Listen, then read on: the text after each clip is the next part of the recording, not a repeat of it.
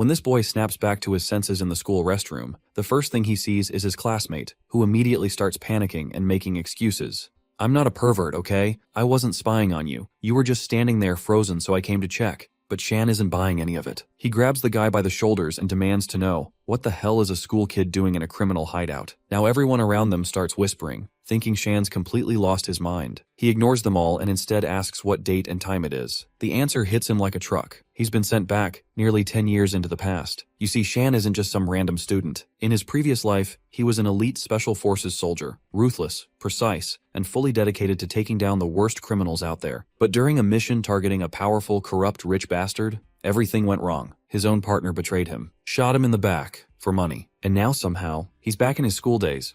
He cannot believe his ears or even his eyes when he catches his reflection in the mirror. He slaps himself hard just to test if this is some sort of dream. When it finally sinks in that his dying wish has been fulfilled, he smirks like a devil. He vows to murder the criminals in this timeline which he failed last before regression. Just then, a group of girls walks past and his eyes lock onto one with striking purple hair. He finds himself staring shamelessly at her, with his blood rushing from his nose as he mutters to himself. The girls shake their heads and hurry off, calling him an idiot for giving himself a nosebleed with slaps while talking nonsense. Shan clenches his fist as he remembers this very day. The purple-haired girl is destined to be murdered in cold blood, and he swears that saving her will be his very first mission in this new life. He makes his way to the exact spot where the tragedy is going to happen. A few girls nearby are gossiping about how someone spotted a pervert at the school gate. Our boy knows that this perv could just be the one. He clears his throat and knocks to draw their attention. He walks in with a large water can as he did before regression. He comes up with the same excuse that the water is out in the classroom building again, and he needs to borrow some. He silently fills the can, but inside he is restless. His eyes are flicking toward the bathroom where the purple-haired girl is still showering. He checks the time and right on cue, a scream echoes through the hallway. A girl shouts that a pervert is peeking at the bathroom. Shan turns sharply and spots the filthy man sprinting toward the door. Memories flood back. This was the moment that cursed his very life. On the 12th of April, 2015,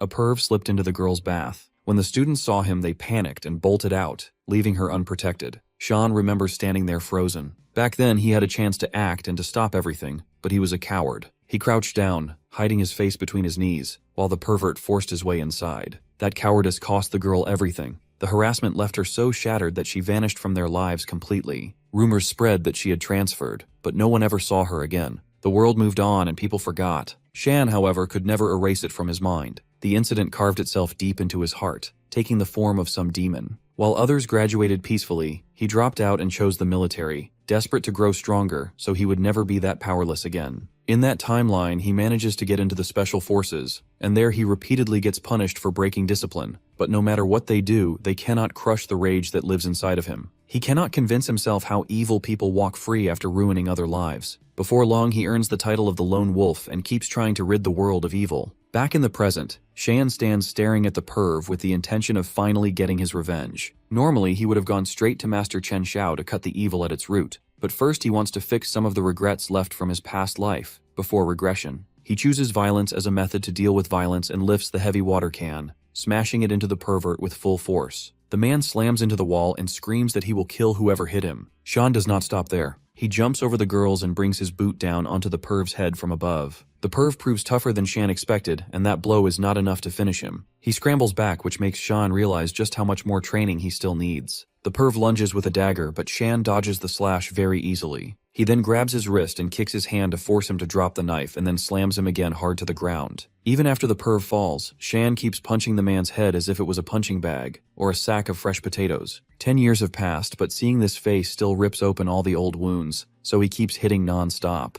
While he tries to atone for his past regrets, the girl he saved pleads with him to stop. She argues that if he keeps beating the man, he might actually kill him, and she does not want him to do that. She thanks him for saving her but asks him to look away as she gets embarrassed. Sometime later, police cars crowd outside, and the officers drag the creep away in cuffs while he tries to make excuses. The man in charge turns to our hero and asks where he picked up those smooth moves from earlier. Shan dodges his question, claiming he just picked them up from movies. The officer doesn't buy it, and points out that no ordinary person could pull off skills like that. He then tries making a move on our boy, clearly fishing to get a reaction out of him. Shan simply fixes him with a cold death stare and reminds him flatly that assaulting a civilian isn't exactly legal. The cop freezes mid-motion, realizing this kid is radiating a killer aura. Just then, The purple-haired girl from earlier steps forward and tries to defend Shan. She shoots him a wink while the officer grumbles that his actions still don't justify treating someone like a punching bag. Sometime later, Shan finally makes it home and announces his return. His mom instantly switches to yapping mode and starts to scold him for coming back so late,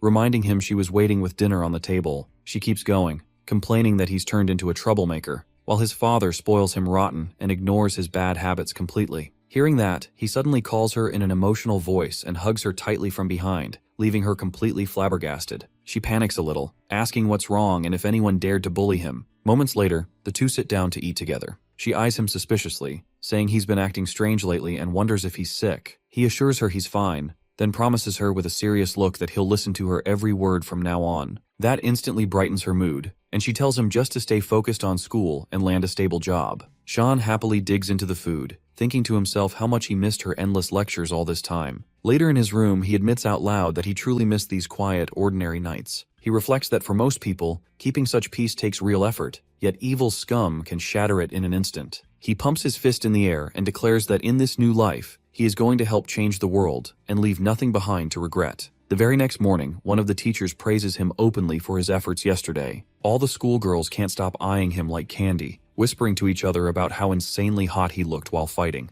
On his way to class, a fat professor also stops him to say a job well done, adding that the principal wants to reward him. Shan looks gloomier than ever, thinking he never expected he would blow up this much. He wonders if class might at least be peaceful, but the second he opens the door, the entire room erupts in chaos. Just then, a bald dude immediately rushes over and starts talking about him excitedly, claiming Shan looked just like a pro fighter. Shan offers to teach him a few moves, which makes the guy even more excited, while a blonde at the front rages in silence. Snapping his pen in rage, the blonde mutters it was just a fight, and Shan can stop showing off already. He slams a hand down on Shan's desk, but our boy doesn't even twitch in response. Shan calmly asks if something is bothering the class rep. The blonde guy smirks nastily and says that Shan didn't bother to turn in his English homework yesterday. Shan slides the folder forward and asks if he's a celebrity now, since the rep himself is showing up just to collect it. The baldy swoons all over again, asking if he should start calling him master. Right then, a sharp tearing sound catches our hero by surprise. The class rep had ripped Shan's entire homework folder clean in half, while smugly stating that this doesn't count and he has to write it all over again. Seeing his hard work torn to bits, his fanboy has a nuclear breakdown and asks the class rep why he had to rip his homework for absolutely no reason.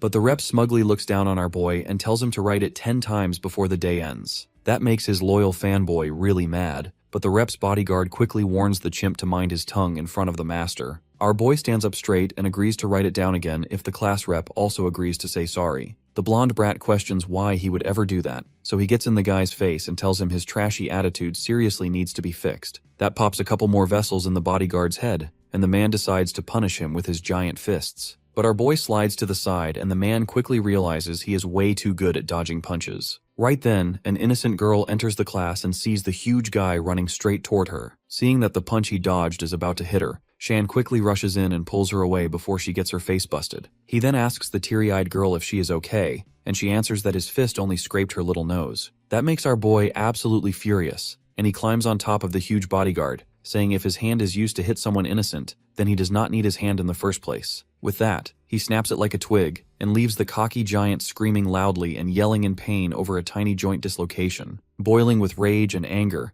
the class rep grabs a table by the leg, but before he can even move, our hero jumps him and grabs him firmly by the neck. He then proceeds to choke the life out of the fool before throwing a well-deserved punch. But right before he finally dishes out justice, a teacher stops Shan and asks him if punching kids at school is his latest new hobby. The girl tells the teacher, who is actually the director of the disciplinary committee, that he was only trying to protect her. However, the class rep grins wide as the director takes Shan straight to his office. The man asks our boy if he is crazy for picking a fight with the Yang family's young master. When he asks why that is such a big issue, the man sadly replies that Tianli's father is so influential that even the principal makes sure not to step directly on his tail. While he understands that kids are fired up often in their young days, he advises our boy to suck it up, write an apology letter, and behave more civilized next time. Hearing that, Shan feels conflicted about having to suck up to the corrupt trash and simply move on. But when he steps out of the director's office, he sees everyone gathered outside, cheering loudly for him on teaching the scumbag a lesson. The girl from before also offers him a water bottle in appreciation, smiling softly at her new crush. Seeing all that, the class rep and his bodyguard completely freak out at our boy becoming popular again after a stunt. Gorilla Man angrily asks the class rep if he is really going to just sit by and offers to bring his homies later to beat him up after school. But the class rep tells him to simmer down because he was too hasty before, and beating up the enemy is a low IQ move anyway. He claims the world runs on rupees, and those who wield true power are the ones who make the rules. With that said, he calls his uncle for legal advice and asks the man the best way to get someone thrown into juvenile detention. Back in class, Shan's new buddy starts throwing high kicks and asks if he's doing it right. Shan tells him not to extend too far unless he wants to tear something. Right then, the purple-haired girl from before steps in and asks if Shan belongs to this class. Every guy immediately starts drooling over how gorgeous she is, wondering how bro managed to catch her attention. His buddy nudges him hard, telling him to go meet her already, but Shan just sits there frozen. Outside the classroom, Lin wastes no time and asks with zero hesitation if he's free tonight. She slips him her father's business card and says the man wants to thank him personally. Seeing the family name, Shan instantly recalls that Lin's father had been a rising figure before the rewind, only to mysteriously vanish without any reason later. Taking the card, he calmly tells her to let her father know he was just fulfilling his natural duty as an alpha male. Walking off, he adds that Commander Lin shouldn't stress over such trivial matters. Back in class, his buddy bombards him with questions, and Shan jokes that Commander Lin proposed to marry his daughter to him. Before the room settles, a student arrives saying the principal wants to see our hero. The class rep still wears that nasty grin as he orders Shan to go right away. Soon after, the principal is tearing into him, saying that if the blockhead dies, Shan will be branded a murderer. Looking at the supposed medical reports of skull fractures, Shan points out the ink isn't even dry yet. The principal slams his desk, demanding to know if Shan is accusing him of lying. Scanning the pages, Shan recalls he never even touched the guy's head, and realizes this reeks of the class rep's handiwork. The principal insists he at least defend himself, but the reports look like solid proof. Dropping his hands to the desk, Shan gets serious and tells the principal to come with him to the hospital to meet the so-called patient face-to-face. Getting up close, Shan warns him straight up not to get dragged into this mess, adding that Tianli isn't half as untouchable as he thinks. The principal snaps, stammering like crazy, wondering when this kid suddenly turned into Sherlock with his deductions. Right then, the door bursts open and two officers rush in, declaring that Shan is guilty of assault and must be investigated. Our boy gets marched out of the building in cuffs, while the class rep stands there looking smug.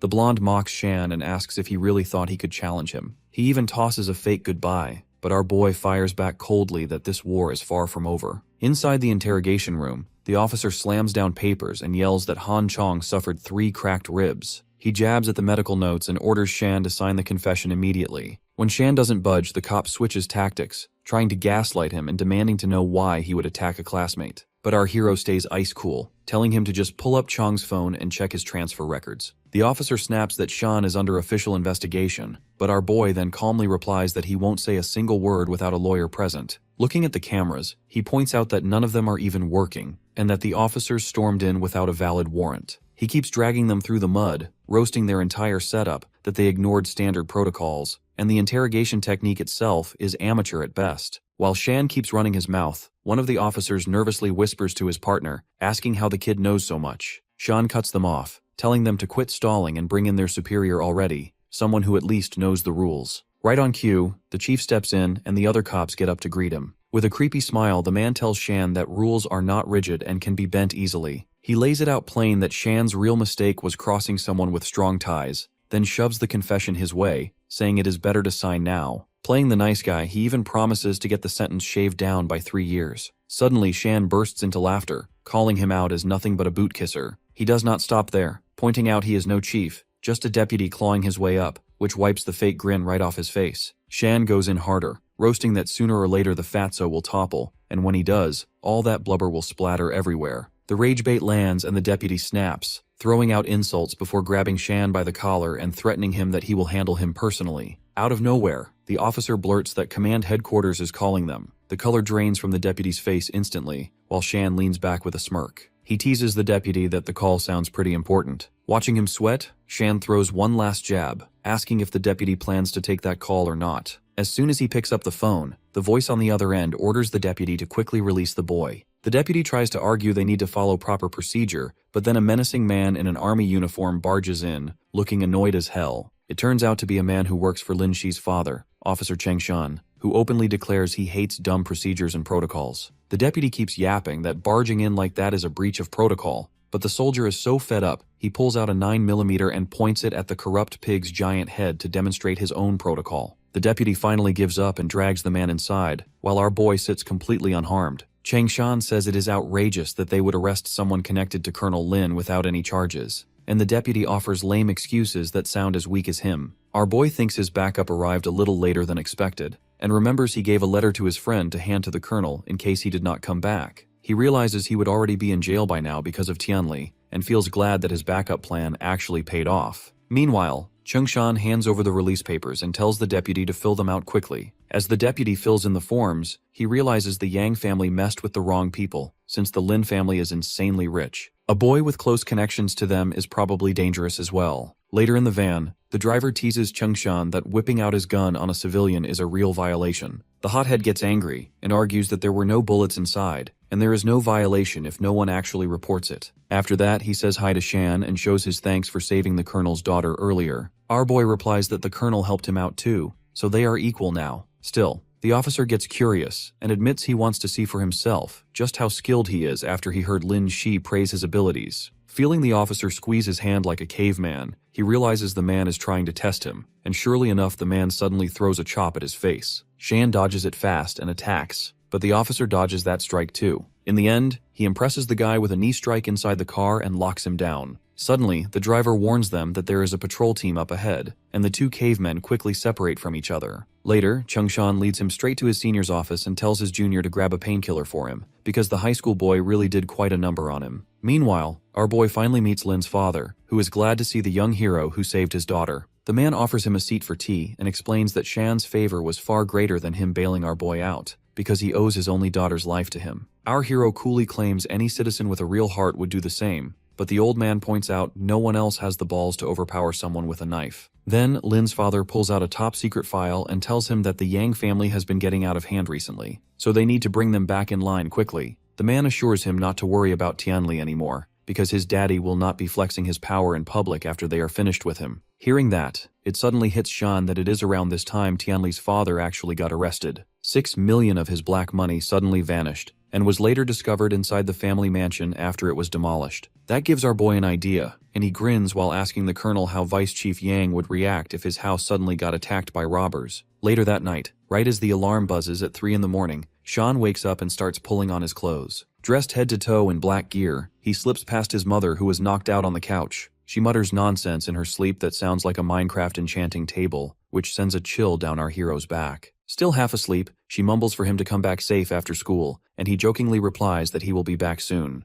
At the Yang family villa, Shan notices the entire place is crawling with cameras. Hugging the wall, he thinks it makes perfect sense for a scumbag like Yang to be this paranoid. Spotting a blind zone, he checks the time on his watch before breaking into his parkour routine. In no time, he scales the wall and drops into a patch of tall grass. He recalls from his life before the regression that the news claimed the dirty money was stashed inside some decorative piece. The thought makes him wonder how massive the decoration has to be to hide that much cash. His eyes land on the fountain, and it suddenly clicks to him. As he walks up to it, he wonders why it is running this late at night. Shan freezes as he notices something under the water. Meanwhile, a sleep-deprived guard makes his round, mumbling that only a lunatic would try breaking into this place. Suddenly, he senses something is off and yells for the intruder to show themselves. Flashlight aimed forward, he sighs in relief when it turns out to be nothing but a cat. Seeing that the coast is clear, the guard shrugs and walks off. The moment his back is turned, Shan rises from inside the fountain, clutching a bag, nearly scaring the poor cat into another life. Now he understands why the cops never found it in his past life, and it feels to him that fate itself is helping him out tonight. Crouching down to inspect the goods, he realizes the bags he brought will not be enough to carry all this cash. He looks to the side and spots a conveniently placed trolley, which he then proceeds to use to haul the cash. Rolling it forward, he starts drooling over all the possibilities, eventually deciding investment sounds like the smartest play. Out of nowhere, a car zooms past him before stopping, and a wasted Tianli stumbles out while mindlessly spewing insults at Shan. Calling him a worthless pile of trash for messing with him, Tianli winds up to kick a garbage can but stops mid-swing when he realizes this is instead a trolley. His blurry eyes lock on the trolley stacked with money, and he wonders if he drank way too much. Meanwhile, Shan creeps up behind and delivers a sharp chop to his neck. With a smirk, our hero trash talks him, telling him to check a mirror first since he is the true trash for drunk driving, and that too without a license. Sean kicks the real steaming garbage pile and remarks that his mom's mumbling from before was right. Neither father nor son is worth a single dime. Our hero then takes out a knife, but instead of ending Tianli, he decides to hand out a little gift. Lifting the class rep's head, Shan takes up the role of a barber and gives the class rep a fresh fade. Once finished, Shan rises and mutters that it was tougher work than expected. He wheels the trolley away, joking to himself that he hopes the class rep enjoys the masterpiece. The next morning, his mother bangs on his door, telling him to wake up already. She casually mentions that she is heading to the temple, which immediately catches his interest. She explains that one of her kitchen knives was covered in hair and that puddles of water were left all over the place. Sean stays silent, only for her to catch on right away and scold him for staying up the entire night. He sighs, realizing once again that nothing ever slips past a mother's senses. The next morning, the Yang family guard is taking a stroll down the street when he stumbles onto a drunk dude lying in his path. Thinking it is just bad luck, he kicks the loser and tries to wake him up, telling the bum to get out of the way because it is not his father's property. The noise wakes up Tianli, who angrily gets up at the man who dared to mess with him, making the guard's jaw instantly drop in shock at who he was rude to. Tianli asks the shouting guard to stop because his loud voice is giving him a splitting headache. When he feels his bushy hair though, he wonders what is going on, and finally sees the rest of it on the road behind him. That makes Daddy's spoiled little prince absolutely furious, and he screams that he will get the one who did that to him. He then runs straight off to his father's office building. There, he starts yelling outside for his dad to punish the person who bullied him outside the building. However, his face goes pale, and he becomes completely confused when he sees two officers escorting his father outside with his hands cuffed. The brat grabs his father and shouts at the officers to release him, unless they want their lives ruined and reputations destroyed. At that moment, an officer confirms the boy is Vice Chief Yang's son, and informs him that his father was caught doing highly illegal things during an anti-corruption agency investigation. The brat goes completely speechless when the officer tells him to stay quiet like a good boy and to cooperate with them. Then, Tianli's father tells his son to take care of himself because even Daddy will not be able to protect him anymore. That breaks the boy, who bursts into tears, and he spends that whole night crying like a toddler. The following day at school, Shan's buddy wakes him up to share the breaking news that the class rep's dad was arrested on heavy corruption charges. Seeing Shan's calm reaction, his friend asks why he does not look surprised, and our boy simply replies it is not really a big deal when someone who openly abuses power finally gets punished for it. He then tells his friend to stop annoying him because he needs to sleep more, since he was up late doing something important. That makes his friend curious what kept him up all night, and why he smells oddly like a fish pond. Bro answers that he was catching fish in the river all night, so his friend warns him to be careful, unless he wants to get arrested for illegal fishing in the river. Later, Sean remembers that before the big rewind, Vice Chief Yang's arrest triggered political chaos in the city. He realizes he made the result happen a little sooner than it should have in this timeline,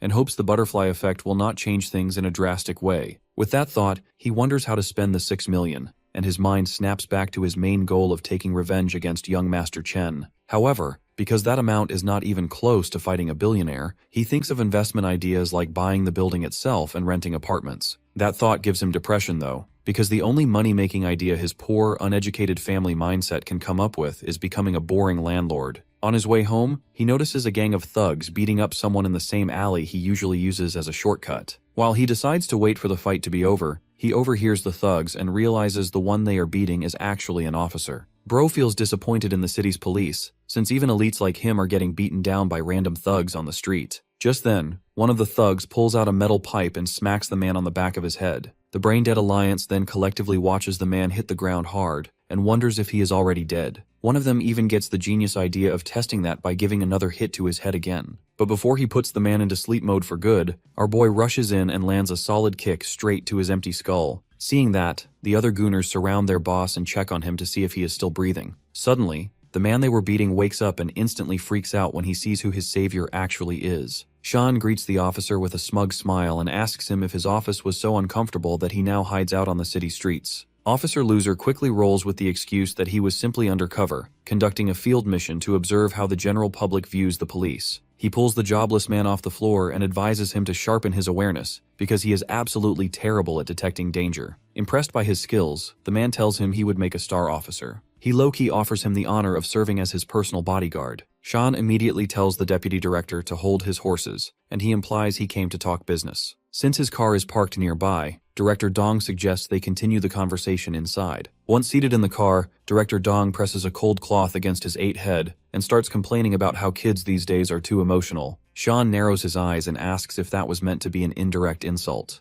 Realizing he might have offended his savior, the director begins apologizing, admitting he has a bad habit of running his mouth without thinking. Setting that aside, Shan urges him to improve security in the old district. That area is crawling with problematic gangs. The director nods in agreement, but expresses concern about Officer Lin. Shan explains that Lin is simply worried about maintaining order in the district. He also adds that if the director truly wants a promotion, he needs to accomplish something meaningful. Random undercover patrols are not going to impress anyone. Unfortunately, the simple instructions fail to penetrate Director Dong's half-fried brain. So Shan moves on and mentions that he has a personal goal as well. He has a genius plan to make serious money, but for that he needs a trustworthy partner to handle the cash flow. He reveals that he has inside information that the entire old district will eventually be demolished. Hearing that, Director Eighthead nearly panics at the thought of deploying his team into the mess. Without stopping, he launches into a rant about how much money and how many connections an operation of that scale would require. Shan calmly assures him that the money will be handled. As for connections, he will build them himself. The only thing he lacks is someone within the police force to make everything official. With that, he offers the bottom-feeding officer a once-in-a-lifetime opportunity, a chance to earn enough money to comfortably last until retirement. Hearing that, the deputy director hesitates for a moment, clearly frustrated that he is being played by a teenager. Still, he eventually folds. Forcing a smile, he tells our boy to think of him as an uncle and to reach out anytime he needs help. On the way back, the slow director finally connects the dots and realizes it was the Lin family who leaked the information to him. The next morning at school, the boys rush to class as usual. Everyone is busy studying when, out of nowhere, a homeless-looking guy walks in. With a cloth covering his face, he suddenly drops to his knees in front of the entire class. He apologizes deeply to Shan and begs for forgiveness, apologizing for being a complete jerk. With tears and snot running down his face, he pleads for Shan to help his father. As the only one with connections to the Lin family, he promises to do anything in return if Shan can get his father released. He dramatically bends forward. The cloth slips off, revealing a shiny bald head smoother than a baby's bottom. The entire class bursts into laughter, wondering if their class president has completely lost it. Just like that, the former bully finds himself on the receiving end of the same humiliation he once handed out. Shan feels slightly offended, wondering if his haircut suggestion was really so terrible that the guy shaved everything off. Meanwhile, Tianli feels a flicker of regret for telling his dumb stylist to restore his aura at any cost. Soon enough, Shan grows tired of watching the man-child cry. He tells the fool to stop kneeling and get up. Hearing that, the class rep briefly believes he has been forgiven, but Shan quickly makes it clear that he promised nothing. In the first place, his father was arrested because he treated the law like it belonged to him. As his son, he knew better than anyone that it was wrong. Instead of embarrassing himself in front of the whole school, he should be cooperating with the police. Tianli starts crying again, but this time something inside him snaps. Walking away in anger, he declares that he has already lost everything precious to him, and he will make sure Shan experiences the same pain. Later that night, Tianli gathers a group of guys outside Shan's house. Even his lackeys hesitate. They are fine with roughing someone up or smashing a few windows, but setting a fire is straight-up arson, a crime too extreme even for them. The blonde bastard shuts down their complaints, claiming it will all be reported as an accidental fire anyway. This is his grand plan to make Shan understand what it really feels like to lose the place you call home. Just as one of them prepares to throw a Molotov, a calm voice speaks from behind, asking if he cannot sleep well when Daddy is not home. Tianli spins around in shock, only to find that his target has already dismantled his entire plan. Tianli asks in confusion how Shan even knows about his plan.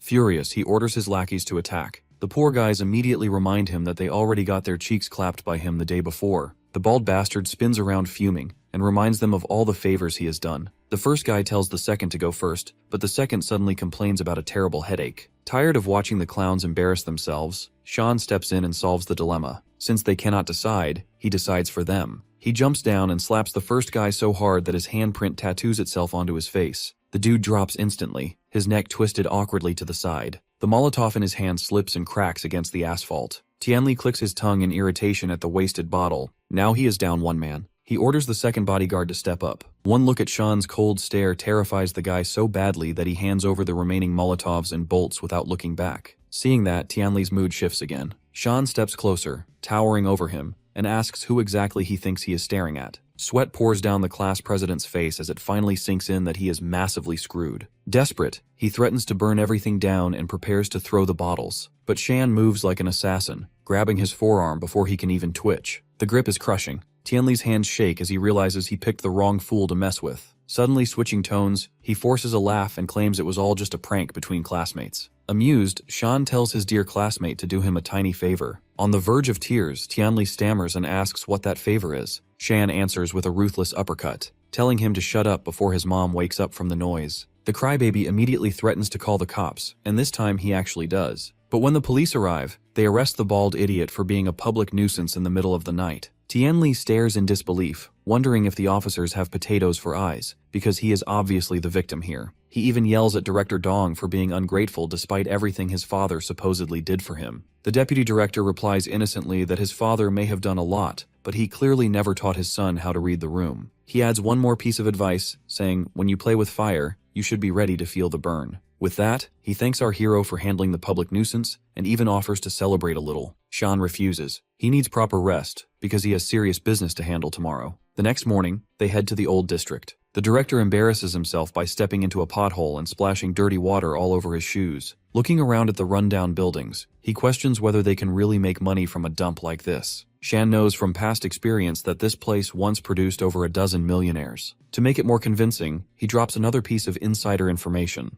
There is a satellite coverage plan in progress to upgrade the city's tech infrastructure. Once that happens, land prices in the old district will go up, and demolition costs will rise with them. Hearing that, the deadweight director beams with excitement, proud that his partner clearly knows what he is talking about. What he does not realize is Shan plans to use him and pocket the largest share of the demolition payout. After their inspection, they stop by a bar in the district. Shan calmly pays the elderly bartender $150,000 to purchase the place outright. Confused, the director remarks that it makes no sense to sell such a well-designed bar. The owner lets out a deep sigh and explains that his son fell deep into gambling debt. Since then, loan sharks have been sending collectors to harass them non-stop. With no other option left, he is forced to use the bar as collateral. The bartender's son turned his father's life upside down, irritating Director Dong. When Shan hears that the debt deadline falls right before the scheduled demolition, alarm bells ring in his head. He asks where the son borrowed the money from. Without hesitation, the bartender replies as if it is common knowledge. Around here, everyone borrows from Chen Jin-Hu, better known as Lord Hu.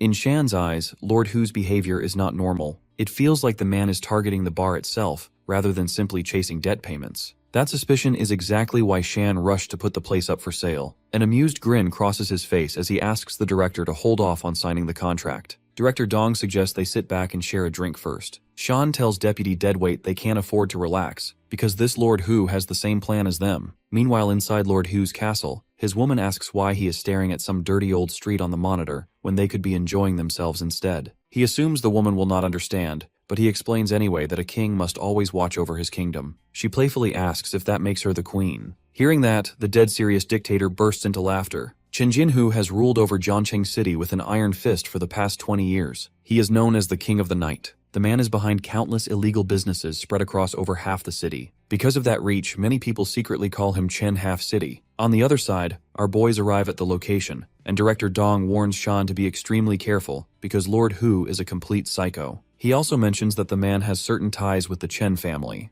The moment he hears that name, fragments of our boy's past life flash through his mind. A slow smile spreads across his face, stretching from ear to ear. Instead of fear, he feels excitement. This is the perfect chance to finally take his revenge. Noticing his reaction, the director asks if he has some kind of history with the Chen family. Shan calmly replies that he knows a thing or two about them, and agrees that Lord Hu is nothing more than a dog they keep on a leash. He confidently promises that he will defeat him. With that, he tells the director to continue the preparations and leave the rest to him. It is about time he finishes the mission he started in his former life. Meanwhile, Lord Hu receives news that the bar has been snatched away by another party. Furious, he slaps his lackey across the face without hesitation. He cannot comprehend how everything spiraled out of control and begins throwing a violent tantrum. The servants tremble in fear, but his manager quickly steps in and urges him to calm down. He hands over a photograph and explains that the opposing side includes Director Dong and a high school brat. After seeing the photo, Jinhu is confused. He cannot understand how Director Dong avoided arrest when the Yang family was taken down. He asks his manager about the identity of the student beside him. The manager replies that they have no solid information on the boy. He appears to be a complete newcomer. Lord Hu decides it is better to target the student first, since going after the director directly will be a pain. Lord Hu orders his men to finish a full investigation within 3 days. Jinhu also warns his lackey to keep a close eye on the bar at all times. If anything goes wrong again, his manhood will be on the chopping block, and he will be working a very different kind of job at his establishment. The threat alone makes the poor guy break into a cold sweat. Later that night, Shan and his best buddy go to the bar. Baldy quickly stops him and warns that stepping into Lord Hu's territory is a terrible idea. Determined, our boy asks why he is acting like such a scaredy cat and tells him to stick to the plan. He casually advises Jie to just play Genshin Impact on his phone or something to pass the time. He assures him that he will take all the risk himself. Jie still looks uneasy, so he teases Belid they can always head back home if he does not want the gaming console anymore. That immediately shuts him up. Sean tells him to wait for the signal, then walks toward the entrance alone. In his previous life, he already raided the place once, so he knows about the hidden entrance and the password. He knocks on the door, and a butler-looking man cracks it open slightly, saying they are closed and he should leave. Shan calmly says the secret password, and the door swings open at once. The man studies him carefully and asks if this is his first visit, since he does not recognize his face. To make a bombastic entry, our boy casually tosses a stack of cash into the air like it is pocket change. The waiter's attitude changes instantly. With a respectful smile, he asks what kind of experience the guest is looking for tonight. Sean tells him to show everything this bar has to offer. The waiter claps his hands,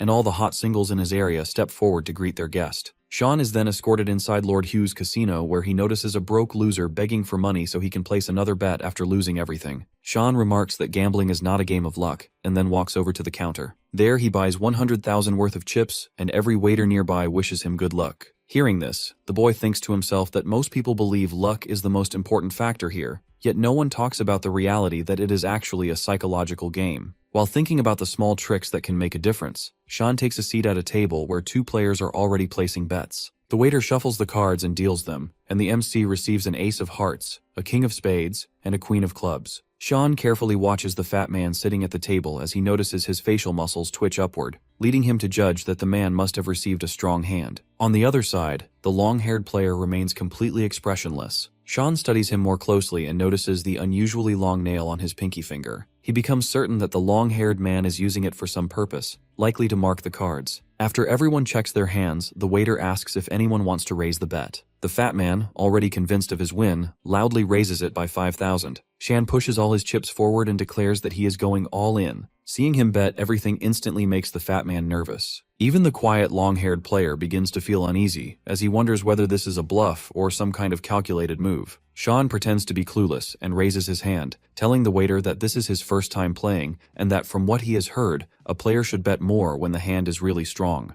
The dealer smiles and lightly agrees with the idea. When the two players at the table look at Shan, they believe him and assume the newcomer is as clueless as he seems and is telling the truth, so both of them decide to fold. Shan wins the pot instantly, and when the hands are revealed before the reshuffle, the two players are left looking foolish. They realize that the boy was bluffing and had completely played them. They start arguing and demand a chance to win their money back. However, before the dealer can reshuffle the cards, Sean quietly leaves the table while taking his winnings with him. He knows that he cannot repeat the same trick twice. As he moves toward another table to win there as well, the girl in a bunny costume approaches him and tries to get him to buy her a drink. Sean brushes her off by calling her an auntie and says that he is still in school. He then asks her where he can find faster-paced games where he can win big, and soon ends up at a dice table. At the table, he listens carefully as the dealer shakes the dice, and just by judging the sound of collisions and how they land, he estimates that the numbers are 4, 5, and 6. When the dealer calls for bets, Sean once again pushes all of his chips forward and goes all in. When the result is revealed, Shan wins yet again. The waiter grinds his teeth while staring at the dice, trying to figure out if the new kid somehow has an X-ray machine fitted in his eyes. Shan then casually tells the game master to speed things up so he can win a bit more, and then head back to rest. The waiter agrees and continues the game, but his face is now covered in sweat as his anxiety keeps rising with every round. He keeps thinking about how he is going to explain this situation to his boss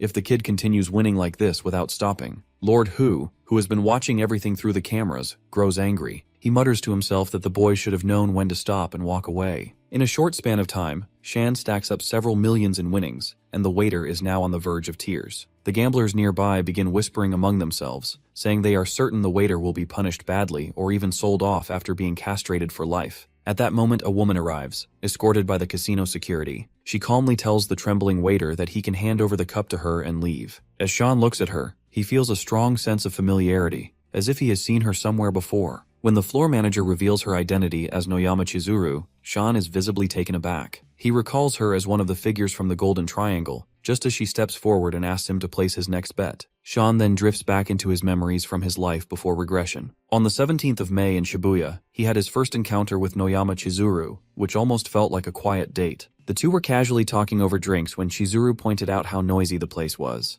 She asked Shan if he could think of any other place that carried such a lively atmosphere even at that hour besides this one. Without warning, she told him not to close his eyes, and then stepped up onto the table while gently touching his cheeks with her fingers. She commented that his eyes looked like those of a wolf and said they felt like they were piercing straight through her. She asked him to keep staring at her without looking away. The MC calmly pushed her hands aside and admitted that she was the real dangerous one here, calling her a cat instead. Chizuru leaned closer to him and insisted that she only wanted to make him happy and had no intention of digging into his secrets. By that point, she was clearly drunk and continued talking with Shan throughout the night without holding back. During that time, she revealed a trick related to dice, explaining how one could feel the breath of the dice. She explained that a person needs to sense the language of the opponent's muscles, almost like feeling their heartbeat directly. As Shan returns to the present, he recalls that idea and focuses on reading muscle movement to judge the dice. He observes that her hands are relaxed while the muscles around her neck are tense. He even studies the direction of the folds in her clothes with sharp attention, almost obsessively, as he prepares to read her next move. After rolling the dice, Chizuru asks the boy to place his bet. Shan pushes all his chips forward and states that the result is 333. Chizuru is momentarily taken aback because what she hears sounds completely impossible. She thinks the boy has gone insane,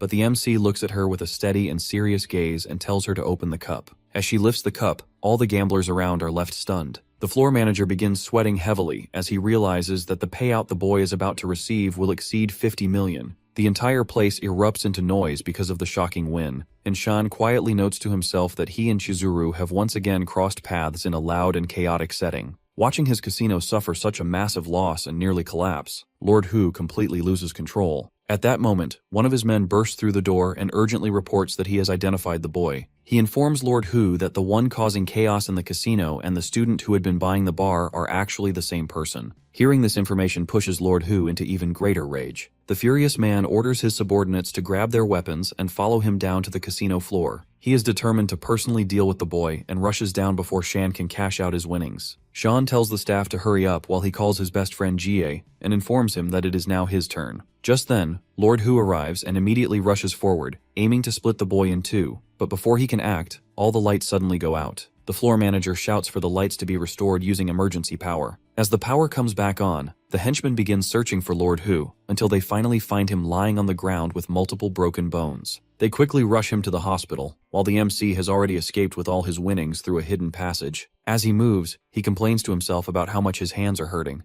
noting that Hu's body had been unusually tough. Just as he is about to leave and calls out for his bald friend, the bunny girl appears and asks if he has a death wish. The casino gangsters surround him and tell him to behave and hand over the money like a good boy. They add that they are willing to avoid damaging his face if he cooperates. Shan lets out a quiet sigh and remarks that he had planned everything for the night except dealing with an annoying auntie, mocking her as a rabbit who sells herself for the tiger. The MC then gets ready, positioning himself to deal with the group in front of him. He provokes them by acting a bit cocky and tells them to come at him all at once so he can save time. One of the men gets seriously irritated and steps forward alone, holding metal rods in both hands. As he jumps into attack, Shan grabs one of his arms and lands a punch on his face with just enough force to send him flying back. As the gangster crashes onto the ground, the others hesitate slightly after seeing how easily their leader was taken out. Shan glances back at them and asks if they still plan to come at him one by one. The remaining two grow nervous and decide to attack together, thinking that combining their strength might give them an advantage. Seeing them charge in together makes the MC smile as he leaps into the air and strikes one with his knee while hitting the other with his foot,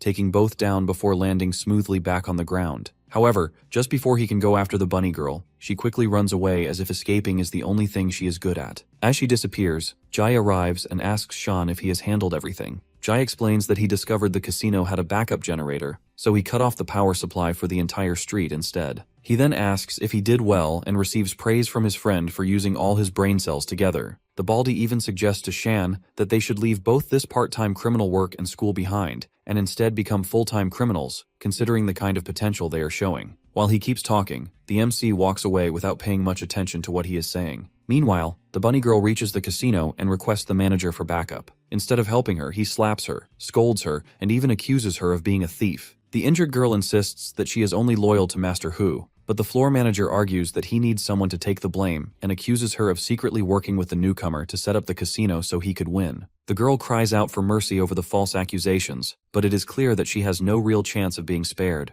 The next day, during class, Ji is dozing off while Shan sits quietly behind a stack of books, planning his next move. Sean thinks about how he cannot keep being greedy, and once the news of the demolition spreads, prices will definitely rise quickly. He considers whether this is the right time to stop now that he is already ahead. He also plans to use the large amount of money he just earned to start his own security company and hire some people to work under him. As he is thinking about the few experts who have a grudge against the Chen family, the teacher shows up right in front of him and asks him to answer the question. The MC gives a random answer about bananas, which immediately worries the teacher. He tells him that he is a lost cause, and, from the looks of it, it does not even seem like he wants to pass the college entrance exams. Sean quietly says that he was listening and that the lecture was about some bananas. The teacher gets annoyed at his answer about bananas and tells him that he has no intention of letting a loser drag down the class average, which is why he instructs him to attend remedial classes after school. Sean points at his friend and asks why he is the one being sent to remedial work when Jai has been sleeping through the entire lecture, which is even worse than not paying attention. Jai, however, answers the teacher's question correctly, while still keeping his head down. The teacher scolds Sean and says that if he can reach 4th place like Jai, then he will also allow him to sleep in class. Hearing that his friend has been secretly topping their grade, the MC gets slightly shocked. That evening after school, he shows up for remedial classes while sighing about how even these classes have attendance requirements. Just then, he hears a familiar voice from the colonel's daughter and looks over, realizing that it is actually Lin Shi. He asks her if she has gotten her remedials as well. However, it turns out that since the girl is first in their grade, she has especially requested the principal to allow her to be the tutor of the lost case Shan. She blushes as she leans in and tells him to work hard and pay attention at their class today. Grabbing his tie, Lin Shi reminds him that she came here just for him. She then pulls him closer and whispers in his ear that he should be a good boy. Our boy's brain starts malfunctioning and his face slowly turns red. She points it out and teases him that he is usually so nonchalant, but now is blushing like a little boy. Trying to change the subject, Shan reminds her that they are supposed to study, which pulls her back to reality. However, she doubles down as she pulls harder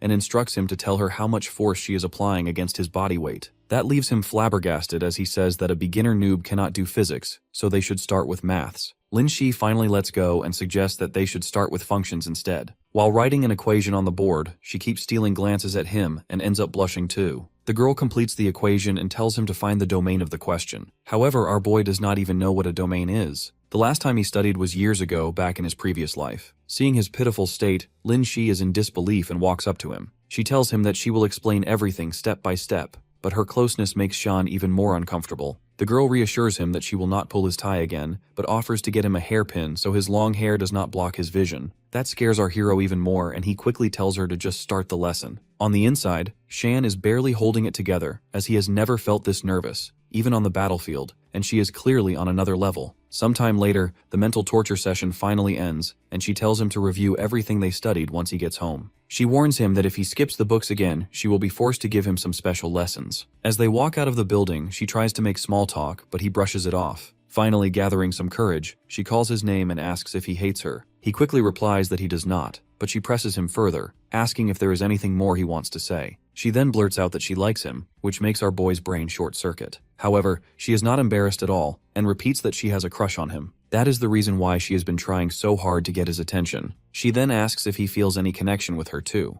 However, Shan looks terrified and apologizes. He tells her that the two of them are completely different, and that he does not want to ruin her life. When he walks away, she chases after him, insisting that his grades do not matter to her, but he does not turn back. Meanwhile, at an unknown location, a blonde man tells Jinhoo that he messed up badly. The macho man begs for forgiveness and makes excuses, saying that the kid was too strong. Yuchen immediately shuts him up and reminds him that he only cares about results. Jinhoo bows even lower and begs for another chance to prove himself. The young master tilts his head up with a glass in hand and agrees to forgive him. He then drops the glass, which shatters on the ground and spills red wine everywhere. Stepping closer, Yuchen warns him that if he messes up again, then that will be his head spilling on the floor. The blonde man tells him to get lost after he cleans up the mess first. He then picks up another glass and pours himself a fresh glass of wine. Saying our boy's name out loud, he finds it amusing that a nobody like him dares to stand against the Chen family. Yuchen promises to give our boy the classic Chen family special treatment. Meanwhile, two goons help Jinhoo move toward his ride. He barks orders at them, telling them to be gentle and not crease his limited edition fake Jordans. The thug keeps yapping, yelling at them to treat him like he is their daddy. However, unknown to them, the shoe in the goon's hand has a chip attached to it, allowing our boy to listen in from his room. He listens to the thugs argue with each other, but suddenly freezes when they mention the Chen family's name. He rips off his headphones and jumps up in rage, shouting that he finally found him. Sean rushes to the door, promising to finish the guy off, but stops right before stepping out. He forces himself to pause, realizing that acting on impulse will only put him in danger, and killing the guy instantly would be too merciful. Taking a deep breath, he calms down and decides that he needs a proper plan. He has already secured some money, so the next step is to gather loyal men and wipe out the enemy in one clean move. The next day at the shooting range, Shan is busy landing shot after shot. Staff officer. He compares him to another officer, saying that the kid is better. The NPC tries to brush it off, but the staff officer points toward the target. Every single shot has landed dead center on the head. Officer. He praises our boy, asking if he really is just a high school student with that kind of aim. The NPC gets jealous and starts rambling that anyone could do that with stationary targets. Our hero stares at him, then asks the staff officer if he can make a small adjustment. He tells the NPC to toss a shell casing into the air, which makes him even more irritated. The guy eventually agrees, though he is clearly fuming.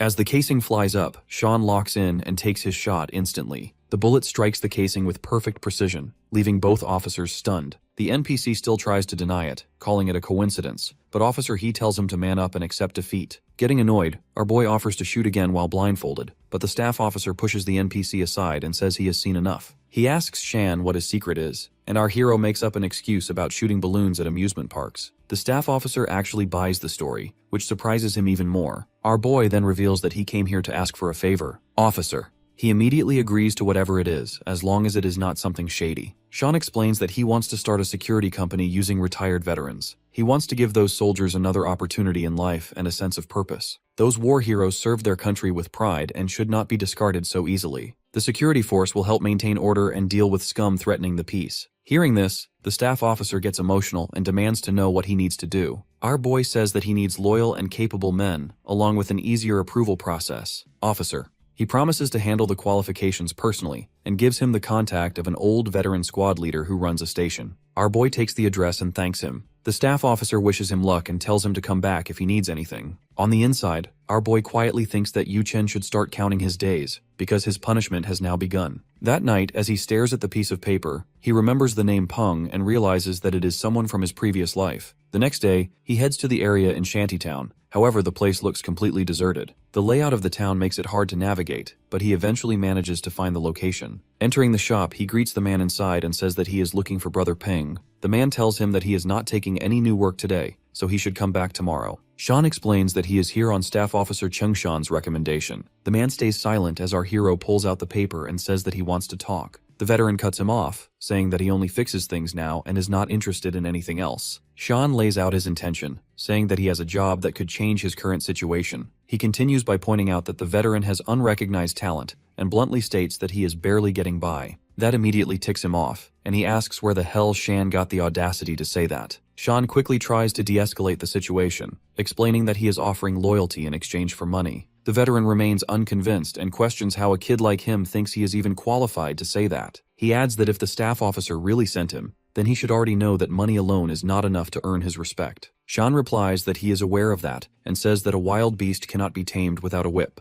The veteran responds that he does not need a whip and instead picks up a pair of chopsticks. Tossing one toward our boy, he challenges him, saying that the first one to drop theirs loses. Sean hesitates for a moment, but then makes up his mind and tells him to start. The two close the distance, but Sean makes the first move by leaping into the air. He swings his chopstick downward, but the veteran blocks the strike with ease. They lock into a brief stalemate, but our hero keeps the pressure on as he follows up with a kick. Brother Peng is forced to step back, while Sean taunts him, asking how well he does when he is on the attack. Taking the bait, the man rushes in and throws a punch. Sean ducks under it and counters with another kick, knocking the chopstick out of the veteran's hand. At that exact moment, a kid walks in, calling out to his brother that he is back. The veteran yells at him to move, but the kid is too surprised to notice the chopstick flying straight toward him. In an instant, our boy dashes forward and catches it just before impact. Brother Peng rushes over to check on his brother, but the kid is completely fine and instead amazed at how fast Sean moved. He even jokes, asking his brother who would win if the two of them actually fought. The veteran stays silent for a few seconds before turning back to Sean and asking what he originally wanted to talk about. He gestures toward the counter, explaining that everything there is the medicine his brother depends on. The veteran forces out the words that he is looking to change his current situation, but that doesn't mean that he has accepted defeat. He insists that he could have caught the chopstick if his brother had not interfered. However, he decides to trust Sean after seeing him protect his brother. Our hero reassures him that they will not be doing anything shady, and explains that he wants to build a security company. He needs a group of loyal fighters who can handle the toughest situations. That team needs a leader to hold everything together, which is exactly why he wants Brother Peng to become their blade and lead them. Later, inside Brother Peng's modest room, a framed photo of the soldiers he once served with hangs on the wall. His younger self smiles brightly in the picture, full of life and energy. Sean watches it and quietly asks what changed. Brother Peng answers with a bitter smile. There is always a gap between what you hope for and what actually happens. After being worked to the bone for years, he was discarded like used tissue paper, just like all hardworking men. Not a fan of his unpleasant past, he asks his new boss to change the topic and invites him to sit and enjoy some tea. Sean tells him to keep things informal and admits he understands how much struggle Brother Peng has endured. He then asks if Brother Peng wants risking his life for scumbags to be the last thing he did. Hearing it phrased that way leaves Brother Peng stunned. Shan continues calmly. Soldiers like him should not end their lives filled with regret. They deserve better. That is why he is building a security company, a place where seasoned veterans can stand tall with dignity, take proper jobs, and earn an honest living. The company will protect ordinary people from criminals instead of serving corrupt interests. He explains that he has been searching for someone exactly like him, a veteran who has survived hell and knows how to lead a team. Deeply moved by the vision, Brother Peng agrees without hesitation. He swears complete loyalty and promises to follow whatever path Shan lays out. The two share a quiet brotherly moment, bumping fists in celebration. Sean then promises that he will also help arrange the medical treatment Brother Peng's little brother desperately needs. After telling Brother Peng to wait until he reaches out again, Sean takes his leave. On the way home, he passes a few kids playing in the street. A few steps later, he casually glances back and notices a shady figure watching him from around the corner. He feels mildly insulted that Chen Jinhu would hire someone that sloppy to spy on him. Annoyed, he calls out for the failed spy working for that evil thug to show themselves. To his surprise, the spy turns out to be Lin Shi, who feels genuinely hurt by his harsh tone. Confused, he asks why she of all people is stalking him. Lin Shi laughs and says stalking is a bit dramatic. He sighs and turns away, telling her to stop wandering into dangerous places. She immediately repeats his words back at him, reminding him that he should not be skipping tutoring and loitering around either. Her cheeks turn pink as she admits that his bad habits worry her. Irritated, Sean reminds her that he already made it crystal clear he is dealing with dangerous people, and she should stay away. Lin Shi smugly questions just how dangerous it could really be. Right on cue, a jeep barrels down the road toward them at full speed. She freezes for a second, confused about why it is accelerating like that. Shan yells at her to move out of the way. Instead, the bird brain jumps straight at him in the middle of the road. She unironically does it just so she can push him to safety like a hero. Then she slips and crashes onto the cold asphalt. Shan quickly asks if she is hurt. Brushing it off, she insists she only did it to make the point that danger does not scare her.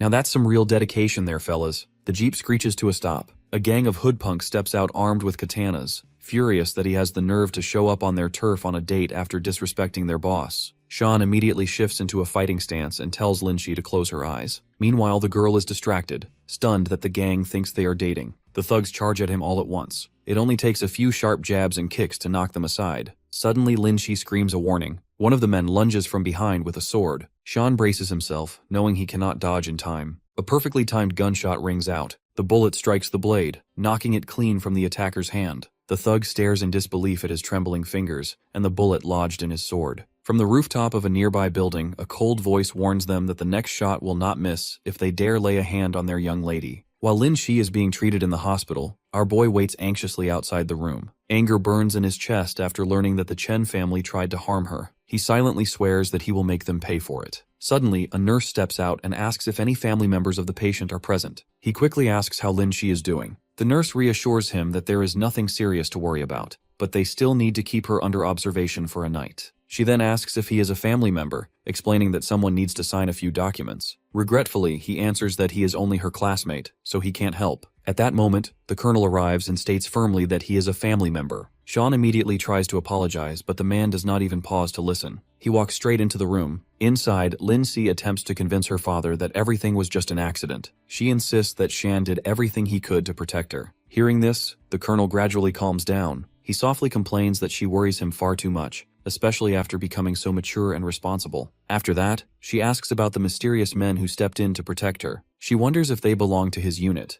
but her father simply tells her that the only thing she needs to know is that they are part of the family. She looks confused and asks what he means by the family, but he gently tells her not to trouble her pretty little head for now. The entire time, our boy stands outside the room, quietly eavesdropping on their conversation. Turns out the rumors about the Lin family and their powerful connections are definitely real. As the colonel turns to leave, he hears Lin Shi cheerfully telling her father goodbye. When the colonel steps out of the room, Shan repeats his apology once more. He admits that he already put her in danger once, and he refuses to make the same mistake again. The colonel coldly replies that words alone mean nothing. Overwhelmed with guilt, our hero sincerely blames himself for everything that happened. It is his fault she got hurt, and he says he is truly sorry. Grabbing his shoulder firmly, the colonel tells him that if he truly wants to apologize, then he should take revenge on the bastards responsible for all of this. Hearing that, Shan says he will definitely teach them a proper lesson. The colonel replies that he believes him, but he only has one daughter. He cannot afford to let something like this happen again and again. After that, the colonel tells him his parents must be worried about him, so he should head home. Later that night, he listens to a conversation between a lackey and Yu Chen.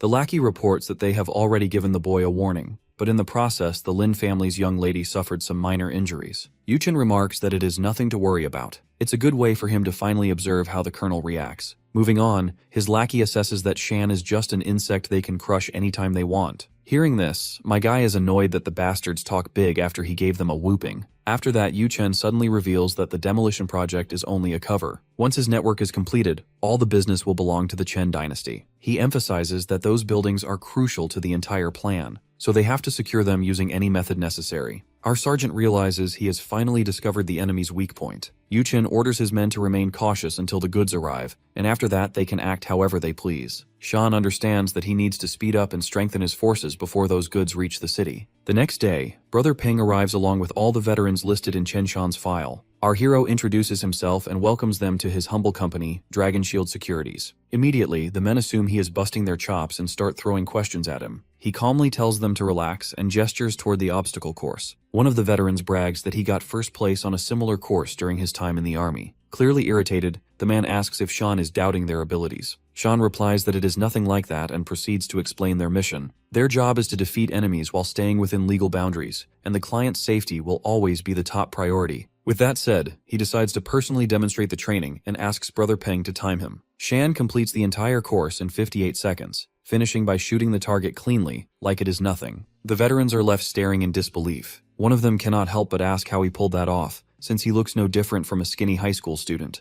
Our sergeant calmly tells them they are absolutely right. He really is just a high school student. Then he lightly taunts them, saying that means they need to be faster than a high school student. Otherwise, that would be pretty pathetic. It would be seriously embarrassing if they turned out to be a bunch of old men who cannot even protect themselves, let alone a client. Fired up by his mocking tone, the veterans instantly get pumped and declare that they will show him what a real soldier is capable of. Without wasting another second, they jump straight into training. At last, his ultimate team has finally been assembled, and he plans to use it to crush his destined enemy, along with his filthy business. The next morning, Shan heads back to the old district. He rings the doorbell of a worn-down house, and a chubby elderly woman steps out, squinting at them suspiciously. She asks what they want. The boys politely introduce themselves as a new security team operating in the area. They explain that they are checking whether residents need help with anything, whether it is loan sharks demanding protection fees or petty crimes like theft. Next, Shan looks directly into her eyes and calmly asks if anyone has recently gone missing. The woman's expression changes instantly. Panic flashes across her face. She hurriedly claims everything is perfectly fine and slams the door shut. After that, almost everyone they approach either refuses to talk or awkwardly changes the topic the moment missing persons are mentioned. Their previously friendly tones stiffen,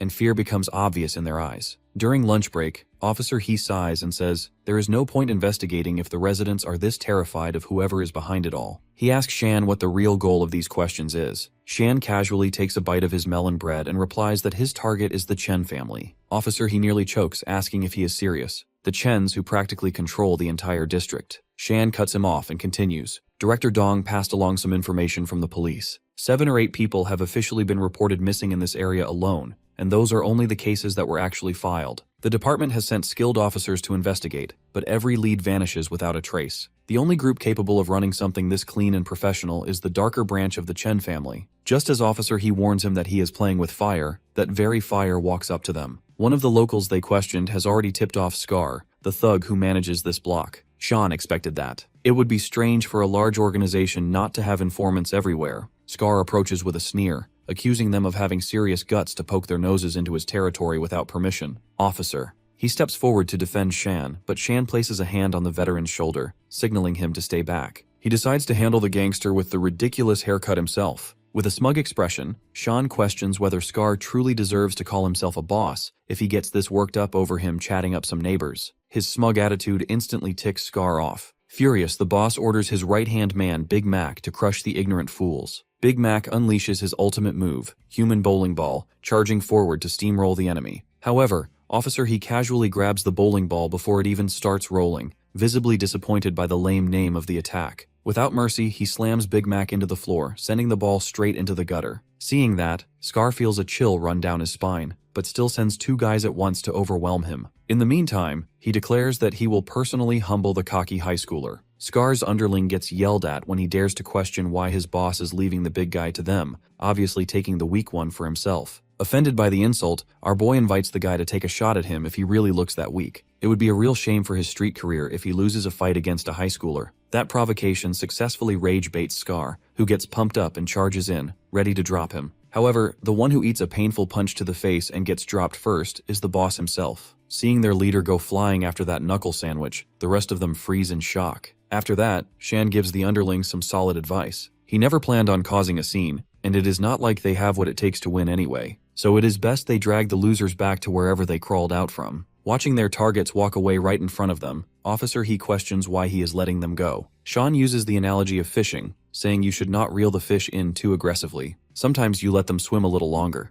They quietly follow Scar's lackeys back to their hideout after that. After all of Scar's men leave, the man pauses with an intense look on his face. He checks that no one is around, then turns in the opposite direction from his house. Slowly, he makes his way to the back of a warehouse where a black car is parked. The driver steps out and opens the trunk. Peeking from behind a wall, the boys immediately realize there is definitely something illegal inside. A large sack tumbles out of the trunk, and something inside it struggles and shifts violently. Scar shouts at the wriggling, screaming sack, ordering it to calm down and behave. Only then do our boys realize there is actually a real person stuffed inside, and they are watching a kidnapping unfold right before them. Officer. He is about to lose his temper and rush in immediately, but he stops when he notices the scums attempting to escape. The enraged man turns to our hero for guidance. He suggests they either watch, trail them, or call the police on the 2 thugs. Right on cue, Shan rises from his hiding spot, boldly announcing that he is with the police. He commands Scar and his partner to freeze where they stand. Our hero's partner is stunned by how things turn out, but chooses to go along with the act. Scar and his buddy are shocked that the police managed to track them down, but quickly see through the lie when Scar recognizes Shan and his lackey. His partner draws a concealed knife, ready to defend himself. Scar insists that they are merely security guards. The two begin arguing about whether they should teach the intruders a lesson, Scar doing his best to warn his partner that these men are not ordinary guards. They are professional fighters. Sean wastes no time and rushes straight at the 2 fools who argue with each other. Scar's friend lunges forward and tries to stab our hero, but the strike gets parried with ease and he takes a hard punch instead, while his buddy's warning falls on deaf ears. The poor guy flies back and crashes into the wall like a ragdoll, which makes Scar question every choice he makes in life. The thug yells at his stunned partner that he warned him, but stops mid-sentence when Officer He steps in and draws his focus. The tall giant towers over the shaken bad guy and asks why he tries to run from them. With clear disappointment, Officer He reminds Scar of their code, which says that all good and bad must be shared together. Scar tries to argue that they already share a hard time earlier that same day. In need of any reason to beat up the thugs, our boys conveniently forget the earlier encounter. They deal with the criminals in no time and move to free the person inside the sack. To their shock, it is Yang Tianli. His former class rep, tied up and gagged, looks at his confused rescuers with teary eyes. Back at the police station in the interrogation room, Sean and his partner meet Director Dong to hand over the blondie and talk about this shocking twist. The director explains the poor blondie's tragic situation. His father goes to trial, his house gets seized, and on top of that, he gets expelled from school as well. The boy has no choice but to give up his life of luxury and ends up homeless, which is one brutal downgrade.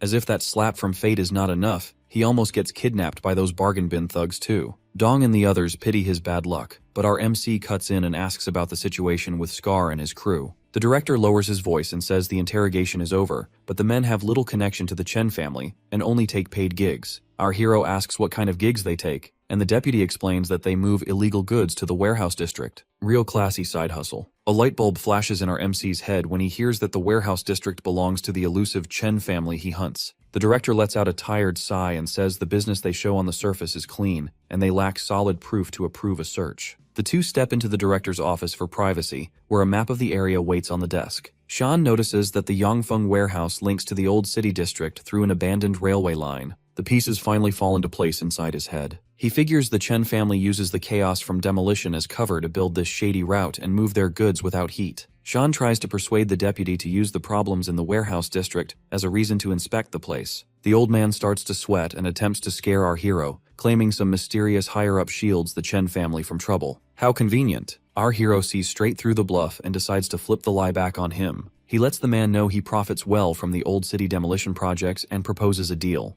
As long as the Chen family stays out of his way, he can keep stuffing his pockets with more projects. Shan adds that if they want to split the rewards from those deals, they first need to bring down the Chen family. Director Dong falls silent with a tense expression. Shan tells him a director like him should not shrink before little bugs like this. The old man suddenly raises his voice and declares he will not allow this injustice to stand. Not for himself, but for the sake of the many poor people who suffer without answers. He boldly states that he will bear the pressure from the higher-ups if that is what it takes for the plan to move forward. A faint smile forms on our hero's face, who calmly says this is exactly the answer he hopes to hear. Sean extends his hand toward the director and asks for the official document that grants assistance in the police investigation of the warehouse district. Director Dong blinks at the sudden request, but he agrees without giving it much thought. He reminds him to stay cautious, since the Chen family does not deal kindly with troublemakers. Our hero gives a confident smirk and replies that he is not easy to deal with either. The scene shifts to a rundown warehouse far from the city, where Shan and his three-man squad watch from a concealed spot nearby. The team studies the area, and Shan notes that cameras cover nearly every corner, while guards patrol the grounds without pause. For a moment, no one sees a clear way inside this fortress of a warehouse, but he quietly pulls out a full map of the complex and lays it before them. He points to a blind spot where a tall tree stretches over one of the cameras. Next, he assigns 2 men to slip in from that angle and disable the backup power and surveillance. The pair head off in the opposite direction. Meanwhile, Shan and Officer He move toward the sewer line to begin their own entry. At the sewer entrance, he cuts through the bars and chains with bolt cutters in a few snaps. The two slip inside and enter the facility through a manhole cover. From there, they spot 2 guards who slack on duty and chat about the blind spot Shan found earlier. Our heroes waste no time and knock the 2 clueless fools out cold. They move deeper into the facility and soon uncover a grim truth. In a dark and filthy lab, rows of cages line the walls, each one holding a weak prisoner. Many unhinged scientists are walking around and carrying out cruel tests on the helpless victims without pause.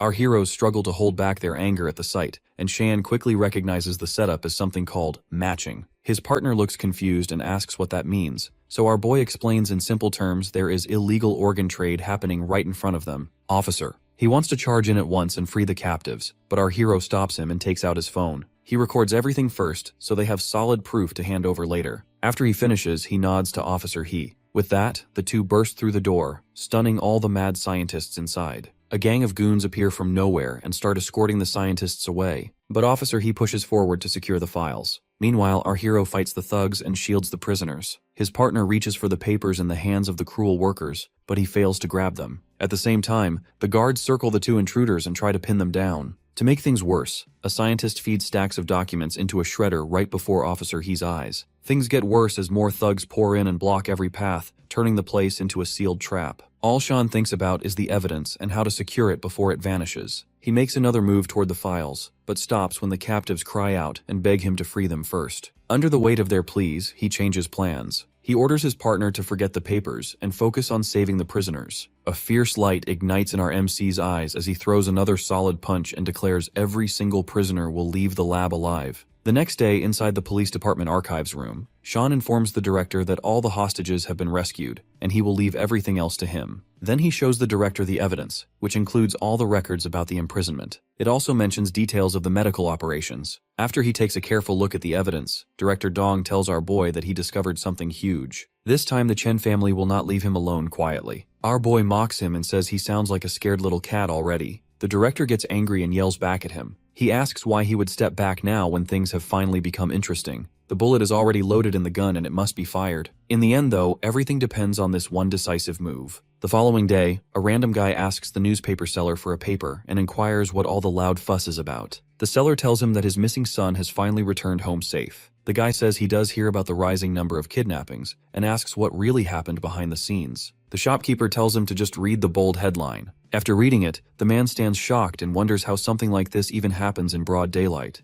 Meanwhile, Director Dong attends a press conference and tells the reporters that he has officially formed a special task force that reports directly to him alone. He assures them that they will carry out a detailed investigation of the company and all the people connected to this case. One reporter asks what he plans to do if the Chen family is truly involved in it. With a firm grin, he says he will definitely bring justice to the gang behind all this mess. The scene shifts to the Chen family estate, where Lord Jinhu lies on the cold floor, badly beaten by his own nephew. Yuchen stands over him and assures his uncle that he will take care of everything from here on. He sarcastically says his uncle is an amazing watchdog, who can only watch and do nothing worthwhile. The warehouse got raided in his presence, and even the entertainment city slips right out of their hands. After that, the young master asks Jinhu if he truly understands how big a loss they suffered, all because someone manages to plant a microphone on him. His uncle quickly replies that this will never happen again. He begs for another chance with a shaky voice. Irritated, Chen says he must have grown a bit too soft after working with him for so long. The young master then tells him to join him for a quiet walk by the river. He orders his men to clean up Lord Hu and change the carpet, since it looks far too dirty now for his highness. In truth, the Chen family's young master already planned to erase Jinhu from the start. His men carry out the order without any delay, and they dump the body into the river like it means nothing. A subordinate soon reports that everything is finished cleanly. Yuchen tells his men to disperse and orders the driver to head back. During the drive, his assistant shows him a video taken from the warehouse security cameras. When Yuchen sees our boy's face on the screen, he immediately recognizes him and asks his assistant for his name. His assistant tells him he goes by Shan. The young master replies that it is a rather bold name for someone like that.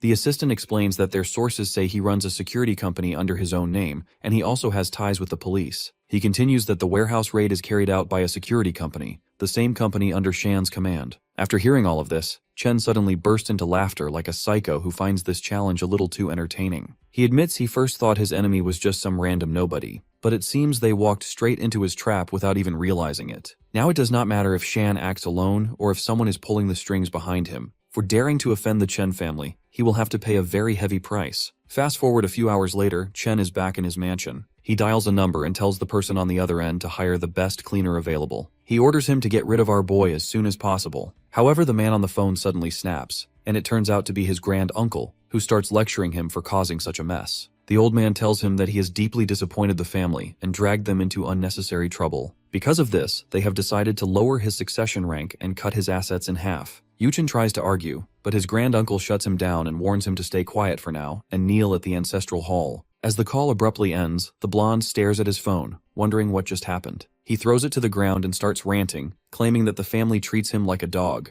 Yuchen then bursts into manic laughter and decides to pin all the blame for his situation on Shan. Coming back to our boy, he is standing in line for demolition compensation funds. The old man behind him asks if he is here for the payout too and wonders how many units he owns. Shan casually raises 3 fingers, which leaves the geezer shocked that he has 3 units. Our boy starts to explain, but then stops himself, realizing the old man might pass out if he finds out it is actually 3 buildings. Finally, it is his turn. The staff at the counter tells him to read the document and sign it. Once everything is completed, Shan reassures himself that all his hard work will pay off. Over the next few days, his company officially takes shape, and the veterans begin their training. Throughout all of this, the only time he gets to relax is when he is at school. The next day, Lin Shi walks up to him and expresses her surprise that he ranked at the top in the midterms, saying he must have worked really hard. Completely oblivious, Shan replies that he did not study at all and simply relied on his intellect. That instantly annoys her, and she tries to kick his leg while shouting that he should be praising her tutoring instead. She grabs his tie again and teases him, saying that he always gets nervous around girls. A crowd quickly gathers as the male students grow jealous of how casually Shan is interacting with the school's idol. Just then, a guy pushes through the crowd and calls out to him. He states that Shan's previous misconduct can no longer be ignored. The guy continues, saying that after discussing the matter with the disciplinary committee, they have decided to issue him a warning letter. Lin Shi immediately steps in and argues that Shan's situation is special. Chairman Zhou reminds her that all special cases must be reported to the student council, and there are no exceptions. Our hero tells Lin Shi to calm down and asks what exactly this is about. The chairman instructs him to publicly admit his mistakes during Monday's assembly. The students in the back start whispering, wondering if the student council even has the authority to hand out punishments like this. Shan stands his ground and asks what will happen if he refuses. Zhou's expression turns cold as he says that the student council will recommend stricter action to the academic office, which could even result in detention. Our boy quickly realizes that this is all just a setup and that the guy clearly has ulterior motives. Lin Shi calls him out, saying that this is going too far, but the arrogant chairman simply smirks and asks if Shan is going to be a good boy and comply. Our boy fires back, asking if they have any official approval from the principal or the academic office to enforce this. One of the chairman's lackeys quickly claims they do not need it because the student council has the authority to issue punishments. However, Shan shuts that down, pointing out that this is nothing more than their own decision. Stepping closer, he looks the chairman in the eye and asks if he ever considered that there are some people you simply should not mess with, no matter what. Joe straight up asks if he is threatening him. At that moment, Lin Shi steps in and tries to defuse the situation. She tells our boy to head home for now, otherwise her dad will start to worry. The two walk off, leaving the chairman absolutely fuming. He tells himself that he will get revenge no matter what. Heading to the academic office, he starts complaining to Director Wang that students these days are completely disrespectful. He goes on about how Shan repeatedly skips classes, shows no discipline, and even challenged the student council. According to him, this level of disrespect should not be tolerated at all. To his surprise, the director simply sighs and sets his coffee mug down. He tells Joe that he needs to understand the full situation before making any decisions. The student council chairman stays firm, insisting that the evidence is clear as day. However, the director explains that special cases like this require a more careful approach. That immediately irritates Joe, who asks what could possibly be so special about that scrawny guy. The director then lays it out plainly, saying that the principal and even the school board have personally put in a word in for Shan. That completely catches Joe off guard. The director continues, asking if the student really thinks he is at the top of the food chain. That is far from the truth, as there are people above him he cannot afford to offend. Hearing this, Joe grows even more frustrated, unable to believe that someone like Shan has such powerful backing. The director stands up and gives him a piece of advice, telling him not to get on Shan's bad side. He warns him that the Yang family once thought they were untouchable too, and look how that turned out. Joe fails to take the hint and keeps pushing, but Director Wang cuts him off and tells him to calm down. Realizing he is getting nowhere, Joe storms out, telling himself that if he does not punish Shan now, the guy will only grow more arrogant. Meanwhile, the director sighs again, commenting that the younger generation really needs to be more understanding. Sometime later, the student council chairman heads to a local bar to drink away his frustration. The girls there try to cheer him up, telling him to relax. One of the girls gets a bit bold and suggests that he forget everything and just enjoy himself. However, at that moment, Zhao snaps, pushing her away and berating her for acting so familiarly toward him. He then yells our boy's name at the top of his lungs. At that moment, Yu Chen speaks up, stating that he must really hate Shan for acting like this. Joe turns around and demands to know who is laughing at him. The blondie ignores the question and instead mentions that they share a common enemy. Putting the pieces together, the student council chairman asks what kind of beef Yu Chen has against Shan. The guy avoids answering directly and instead asks if Joe is interested in putting that arrogant brat in his place. The chairman admits that Shan has strong connections, so dealing with him will not be easy. However, Chen reassures him that he has a plan and suggests they discuss it in detail. The next day, Shan is sleeping in class as usual while the baldy tries to wake him up. Just then, the teacher walks in and tells the class to settle down. Standing beside a new student, he announces that they have a transfer student joining them today. The familiar face does not bother hiding his identity and introduces himself as Yu Chen. Hearing that cursed name, Shan instantly gets alert and looks toward the front. Even though the guy has changed his appearance, our boy can still recognize the same sinister look in his eyes. He starts wondering what the hell Yu Chen is doing here. Meanwhile, the teacher looks around, trying to decide where to seat the new student. By coincidence, he spots an empty seat at the back of the class, right next to Shan. Yu Chen smiles and walks over to our boy and tells him to take good care of him from now on. The scene then shifts to Chen's mansion. Hearing some weird laughing sounds, the bodyguards rush into his room and ask if everything is all right. He tells the two of them to get lost and not to disturb him while he does his homework. In reality, he is making a flowchart on how to take down Shan once and for all while making him suffer. He tells himself that he will first put on a fake face and get friendly with him. After that, he will figure out all his weak points and endlessly torture him till he loses his mind. He starts monologuing to himself about his revenge, while the guards in the back wonder if their young master has finally lost it. The next day at school, the students are at the track course as they prepare for long-distance running. The blondie recalls that Shan has a really strong connection with justice, so this is the perfect setup for initiating his plan. The students get ready at the starting line, and as soon as the teacher gives the signal, they run off with our hero in the lead. Running beside him, Yu Chen pretends to slip and dramatically calls out that he is going to fall. However, our boy completely ignores him like your ex and keeps on running. The blondie is left confused as to why his foolproof plan failed. He starts fuming, wondering if Shan didn't notice him despite calling out to him. At that moment, the sports teacher suddenly appears and puts a hand on his shoulder. The teacher tells Chen that he needs to be taken to the infirmary right away. However, the guy tries to decline. The teacher remains persistent, stating that Chen must have injured himself since he fell so dramatically. Ignoring his protests, the teacher picks him up and carries him away while he throws a tantrum. The man reassures Chen that he was a pro weightlifter in his early days and tells one of his students to take over for now. Watching the new kid get carried away like a princess, Baldy wonders if the guy is special in the head or something. Even Sean is confused whether Yu Chen is actually this clumsy or if he is deliberately trying to get him to lower his guard. The next day, during a chemistry lecture, the teacher instructs the students to form groups to study. Yu Chen thinks this is the perfect chance and walks up to Shan, who is busy sharing a brain cell with Baldy. The blonde then calls out to him and asks if he can help him understand what the teacher explained. Jai stops him right there and states that our hero has already formed a group with him. Chen tries to reason with him, but Baldy then announces that the number 1 leech to Shan is none other than him. Yu Chen is flabbergasted by the response and wonders how someone can be so proud about sucking up to someone else. Deciding this isn't worth it, he apologizes, and the two go back to their experiments. Baldy even throws shade that if the new guy trips on flat ground,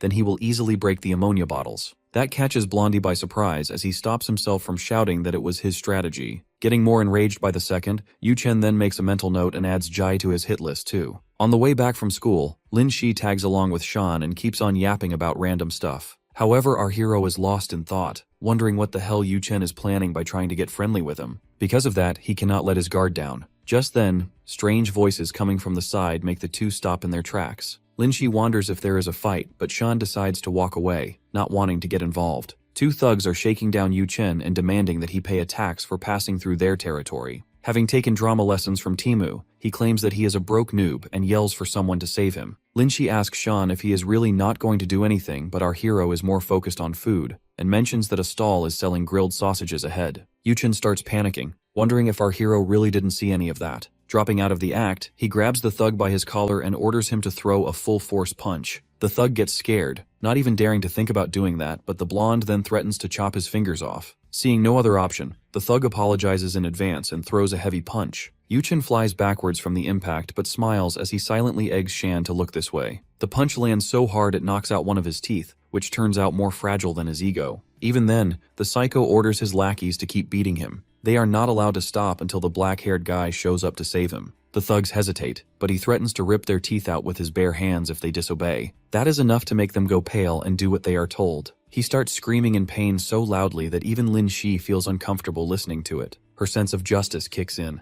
Turning around, she declares that she cannot just stand by and watch a classmate get bullied like this. She marches straight toward the hoodlums who are beating Yu Chen up and tells them to stop, as if that alone will make them reflect on their life choices. The guys click their tongues, annoyed that it is not the black-haired target they were waiting for. Trying to stay polite, at least by thug standards, they tell her to leave quietly since this has nothing to do with her. Lin Shi refuses. She insists it absolutely is her business. As a fellow student, it is her duty to protect her classmates. Wonder Woman over here plants herself in front of Yu Chen, shielding him from his own hired goons. The purple-haired guy tells her to be a good girl and scram. He warns she might get hurt because he does not know how to go easy on girls. That only backfires. Lin Shi stands her ground even more, saying she does not negotiate with scumbags. Giving in would only make them more self-confident in the future. Purple Hair is annoyed she called them scumbags. They argue that they are just poor students trying to earn some money. Lin Shi shoots back that if beating up classmates is their best career option, they need to get a life. Fed up with the girl lecturing them, the second guy swings a punch. Lin Shi flinches but stands her ground, ready to take it head on. Right before it connects, Shan saves her in the nick of time. Lin Shi instantly lights up on seeing him. Meanwhile, Yu Chen hides a satisfied grin, delighted that his brilliant little plan is finally unfolding perfectly. Shan steps forward and calmly tells the hoodlums to crawl back to wherever they came from. After the thugs scatter, Shan immediately checks if Lin Shi got hurt, and scolds her for being recklessly brave. He asks her not to pull something that stupid again. Yu Chen suddenly cuts in as he expresses deep gratitude for being saved. He puts on a flawless act, claiming he is just a poor transfer student who became an easy target because he has no friends yet. The performance is so convincing that it successfully touches Lin Shi's heart. Without hesitation, she tells him to come to her anytime if he gets bullied again. With a warm smile, Shan also tells him he can reach out whenever he wants, since they are classmates after all. On the inside, however, he is burning at the thought of this creep trying to get close to his girl. Yu Chen happily shakes his hand. Beneath those polite smiles, two separate flames of revenge quietly rage, each waiting for the right moment to explode. In the coming days, Yu Chen gradually inserts himself into Shan's circle. He does nothing openly suspicious, but Shan refuses to lower his guard for even a second. One morning, the blonde guy casually suggests they grab drinks after school. His overly friendly behavior makes Jai think he is trying to steal his position as Shan's right-hand man. Yuchen gets yelled at, but he swallows his pride and keeps pushing forward, determined to get closer no matter the cost. After school, he even waits for Jai outside his house. Baldy is stunned to see this pest crossing every possible boundary by tracking him home. When he demands to know why he is standing at his front door, Yuchen explains that he hasn't been bullied since he started hanging around him and Shan. As a thank you gift, he hands over a brand new PS5 Deluxe. The struggling student has never seen something that expensive up close before. For a brief moment, his hate for the pest disappears. Throwing an arm around Jai's shoulder, Yuchen casually asks how close he really is with Shan. Jai proudly shares they are closer than most brothers. Yuchen then asks, almost innocently, what Shan likes to do in his free time. Without thinking much, Jai reveals that Shan mostly trains and manages his security company. At that moment, he realizes how suspicious this line of questioning sounds. The guy practically radiates a shady aura. Yuchen laughs it off and claims he is simply curious because he wants to learn how to run a side hustle himself. Later, my guy is completely gobsmacked when his buddy shows off a brand new console. He flat out refuses to believe Jai got it legally and accuses him of stealing his dad's credit card again. Concerned, he asks if getting his bumper scarred for life last time did not teach him anything. Jai starts sweating just remembering that beatdown. He admits that even his bottom of steel does not have the durability to survive another round of belt lashings. Then with pride, he declares that he got the console completely free. He copies the way Yuchen practically begged him for details about Shan's investments in exchange for the gift. With dollar signs flashing in his eyes, the idiot shamelessly admits he sold out. Even then, he insists he knows it looks suspicious that Yuchen suddenly wants to learn about his business. Apparently, the guy claimed he wants to study how to hustle. Jai follows the bro code and tells him he would never leak anything important. Hearing that, Shan's faith in his friend is half restored. Jai shamelessly brags that he is basically the king of draining people dry. He adds that the young master invited him to a special spot near the river to drop the info. Shan casually asks what time they were supposed to meet. Jai grinds the gears in his smooth brain and mentions it was about 2 hours ago. Bro calmly admits he never planned on showing up anyway. Laughing, the savage says Yuchen is way too annoying to deal with, so he decided to ditch him. Hearing that, our boy hopes the guy does not wait too long and gets sick. The weather has been freezing lately. Speaking of freezing, Yuchen is currently sneezing nonstop by the riverside. Shivering from head to toe, he wonders why his informant is so late. Concerned, his bodyguard steps out from the bushes and quickly wraps a coat around him to keep him warm. The ungrateful blonde immediately snaps at him. He reminds the man that he is supposed to be a bodyguard, not a babysitter hovering around him like a helicopter. If Jai saw this, the entire plan would fall apart. However, the bodyguard refuses to move, firmly insisting that his health matters more. Besides, it really looks like the bald kid stood him up. However, he refuses to admit that a poor loser with an IQ lower than his hair count would dare not show up.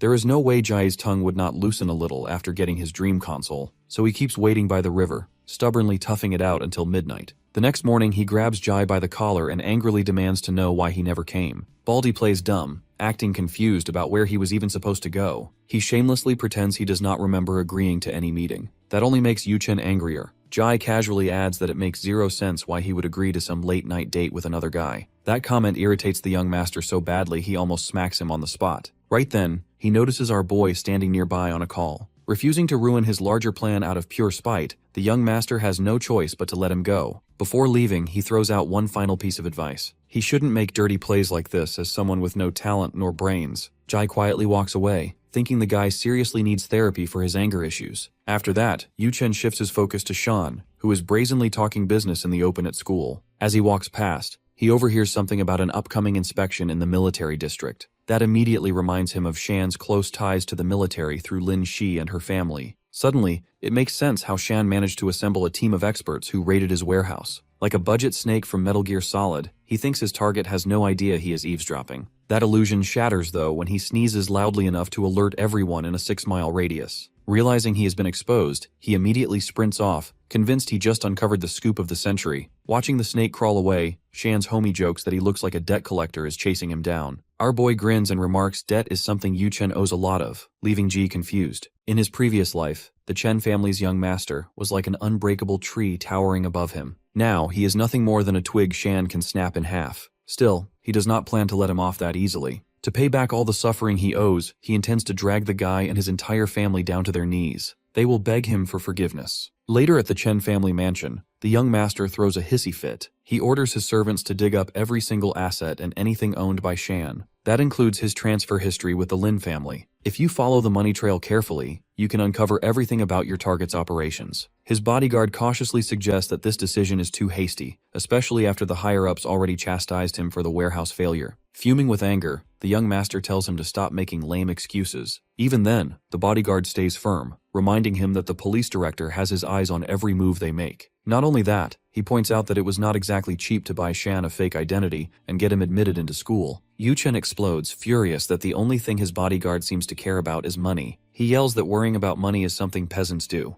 The maniac even calls his own bodyguard human garbage, claiming he cannot achieve anything without throwing cash at it. Then, Yu-chen pulls out his ultimate move, Daddy's money. He yanks back the rug and reveals a safe hidden beneath the floor tiles. Unlocking it right in front of his bodyguard, he acts far too confident that no one would ever dare steal from him. He points proudly at the stacks of cash and gold bars inside he saved up over the years. They should be more than enough to handle whatever financial issues stand in his way. At a loss for words, the bodyguard tries to explain that money is not the only issue here. The real problem is the risk of breaking more laws. Making a move would attract too much attention. That only makes Yu-chen laugh coldly. He says he already took the biggest risk of his life trying to crush his enemy. He is far too deep in this now to back out. So he orders his men to do whatever it takes to uncover the connection between Shan and the Lin family. Hearing that, the bodyguard has no choice but to hurry outside and carry out the orders. After venting all his anger, the young master finally begins to calm down. He assumes our boy is probably feeling proud after making a fool out of him. An evil grin spreads across his face as he imagines Shan's reaction when his carefully crafted downfall plan is finally set into motion. Meanwhile, outside Shan's home base, a car sits quietly parked across the street. The photographer is on standby, ready to snap any photos he can get. Our boy calmly closes the window blinds. He tells Brother Peng that Yu-chen is like a gambler knee-deep in debt after a brutal losing streak. At this point, he is willing to use almost any strategy just to win all his money back. The man admits he never would have believed that a mere high schooler could push the Chen family's young master to this level. Playing it safe, he suggests they simply let Director Dong arrest him. After all, Yu-chen is practically a criminal already. Our boy explains that his way of thinking is too simple. When someone from a deeply rooted family like the Chens becomes a target, the law alone cannot truly touch them. Worst case, they could even buy a brand new identity and live as if nothing ever happened. Even if they eliminate Yu-chen's threat, his family will simply create another one, and that replacement might be even more dangerous. If you try to eliminate a snake, you will get hurt if you fail to finish it in a single strike. The most effective way to deal with a snake is to start by removing its fangs. Then you strip it of everything and make it so useless that even its own family abandons it. Following that analogy, Shan pulls out a map of the suburban area. His plan is to stage a false inspection and spread word that the military will be present. When Yu-chen overheard him on that phone call earlier, Shan is confident the desperate young master's first instinct was to cut off his connection to the military and to Lin Jingbang. The plan sounds solid to Brother Peng, but he feels that overhearing a single phone call was probably not enough bait. Shan already expects that concern. He says they will plant even more bait to hook their target tighter. As it happens, he knows the perfect person to help with that. The best bait for Yu-chen is someone he believes is completely under his control. Hearing that, Brother Peng looks at him carefully and asks if he is truly serious about using Baldy as bait. Our strategist explains that Yu-chen has been trying to manipulate Ji from the very beginning, hoping to use his homie against him. A carefully leaked piece of news coming from his best friend is guaranteed to rile the young master up. That idea does not sit well with Brother Peng, because Jie is still an innocent student who will have to live with Yu-chen's retaliation afterward. However, our strategist calmly replies that his friend's innocence is exactly why Yu-chen will never suspect a setup. Besides, it is not like he plans to throw his friend into real danger. Jai only needs to act like a loud-mouthed idiot easily bought by money and who can't keep a secret for his life. The next morning, his buddy strolls up to Yu-chen and acts overly friendly, as if nothing ever happened. Already irritated, Yu-chen tells the clown to get out of his sight. However, Jai leans closer and asks if he is really sure about that. After all, he happens to know the latest update on Shan's business story. Yu-chen asks why he should trust someone who already scammed him before. He says he is loaded, so losing a game console does not bother him, and Baldy should just get lost. Baldy mutters a few vague words and then asks if he is interested now. Hearing the juicy info drop, Yu-chen grows curious and roughly grips him by the collar. He shakes him and demands to know what he actually knows. Annoyed, Jai asks why he is showing so much attitude all of a sudden. Yu-chen slowly lets go of his collar. Taking advantage of that, Baldy says that since he is clearly stacked, the information will cost him a lot more this time. The Chen family's young master says he already gave him a console and asks what he wants now. Ji replies that the console was only a friendship fee, and if he is not willing to give more, then the deal is off immediately. As Baldy turns and begins to leave, Yu-chen thinks that in the past, he could have crushed someone like him easily. Now he is stuck while this guy shamelessly takes advantage of him. Jai throws out that he thought he had deep pockets, but in the end he is just a broke hobo. Suddenly, the desperate young master stops him and asks what he wants this time. Baldy says he wants the new iPhone because he has heard a lot about it recently. He always wanted to buy it but never had the money. Yuchen smiles and says that is just a small matter for him. He starts transferring the money, and Baldy reminds him to focus so he does not send it to the wrong account by mistake. After that, Yuchen asks if the amount is enough now. In his mind, he recalls that Shan once said he is petty at heart. Baldy tells him that Shan asked him to cover for him because he will not attend classes for some time due to company work. Jai then asks what exactly is going on. So Yuchen explains that Shan is heading to the western part of the city because the military plans to inspect his company soon.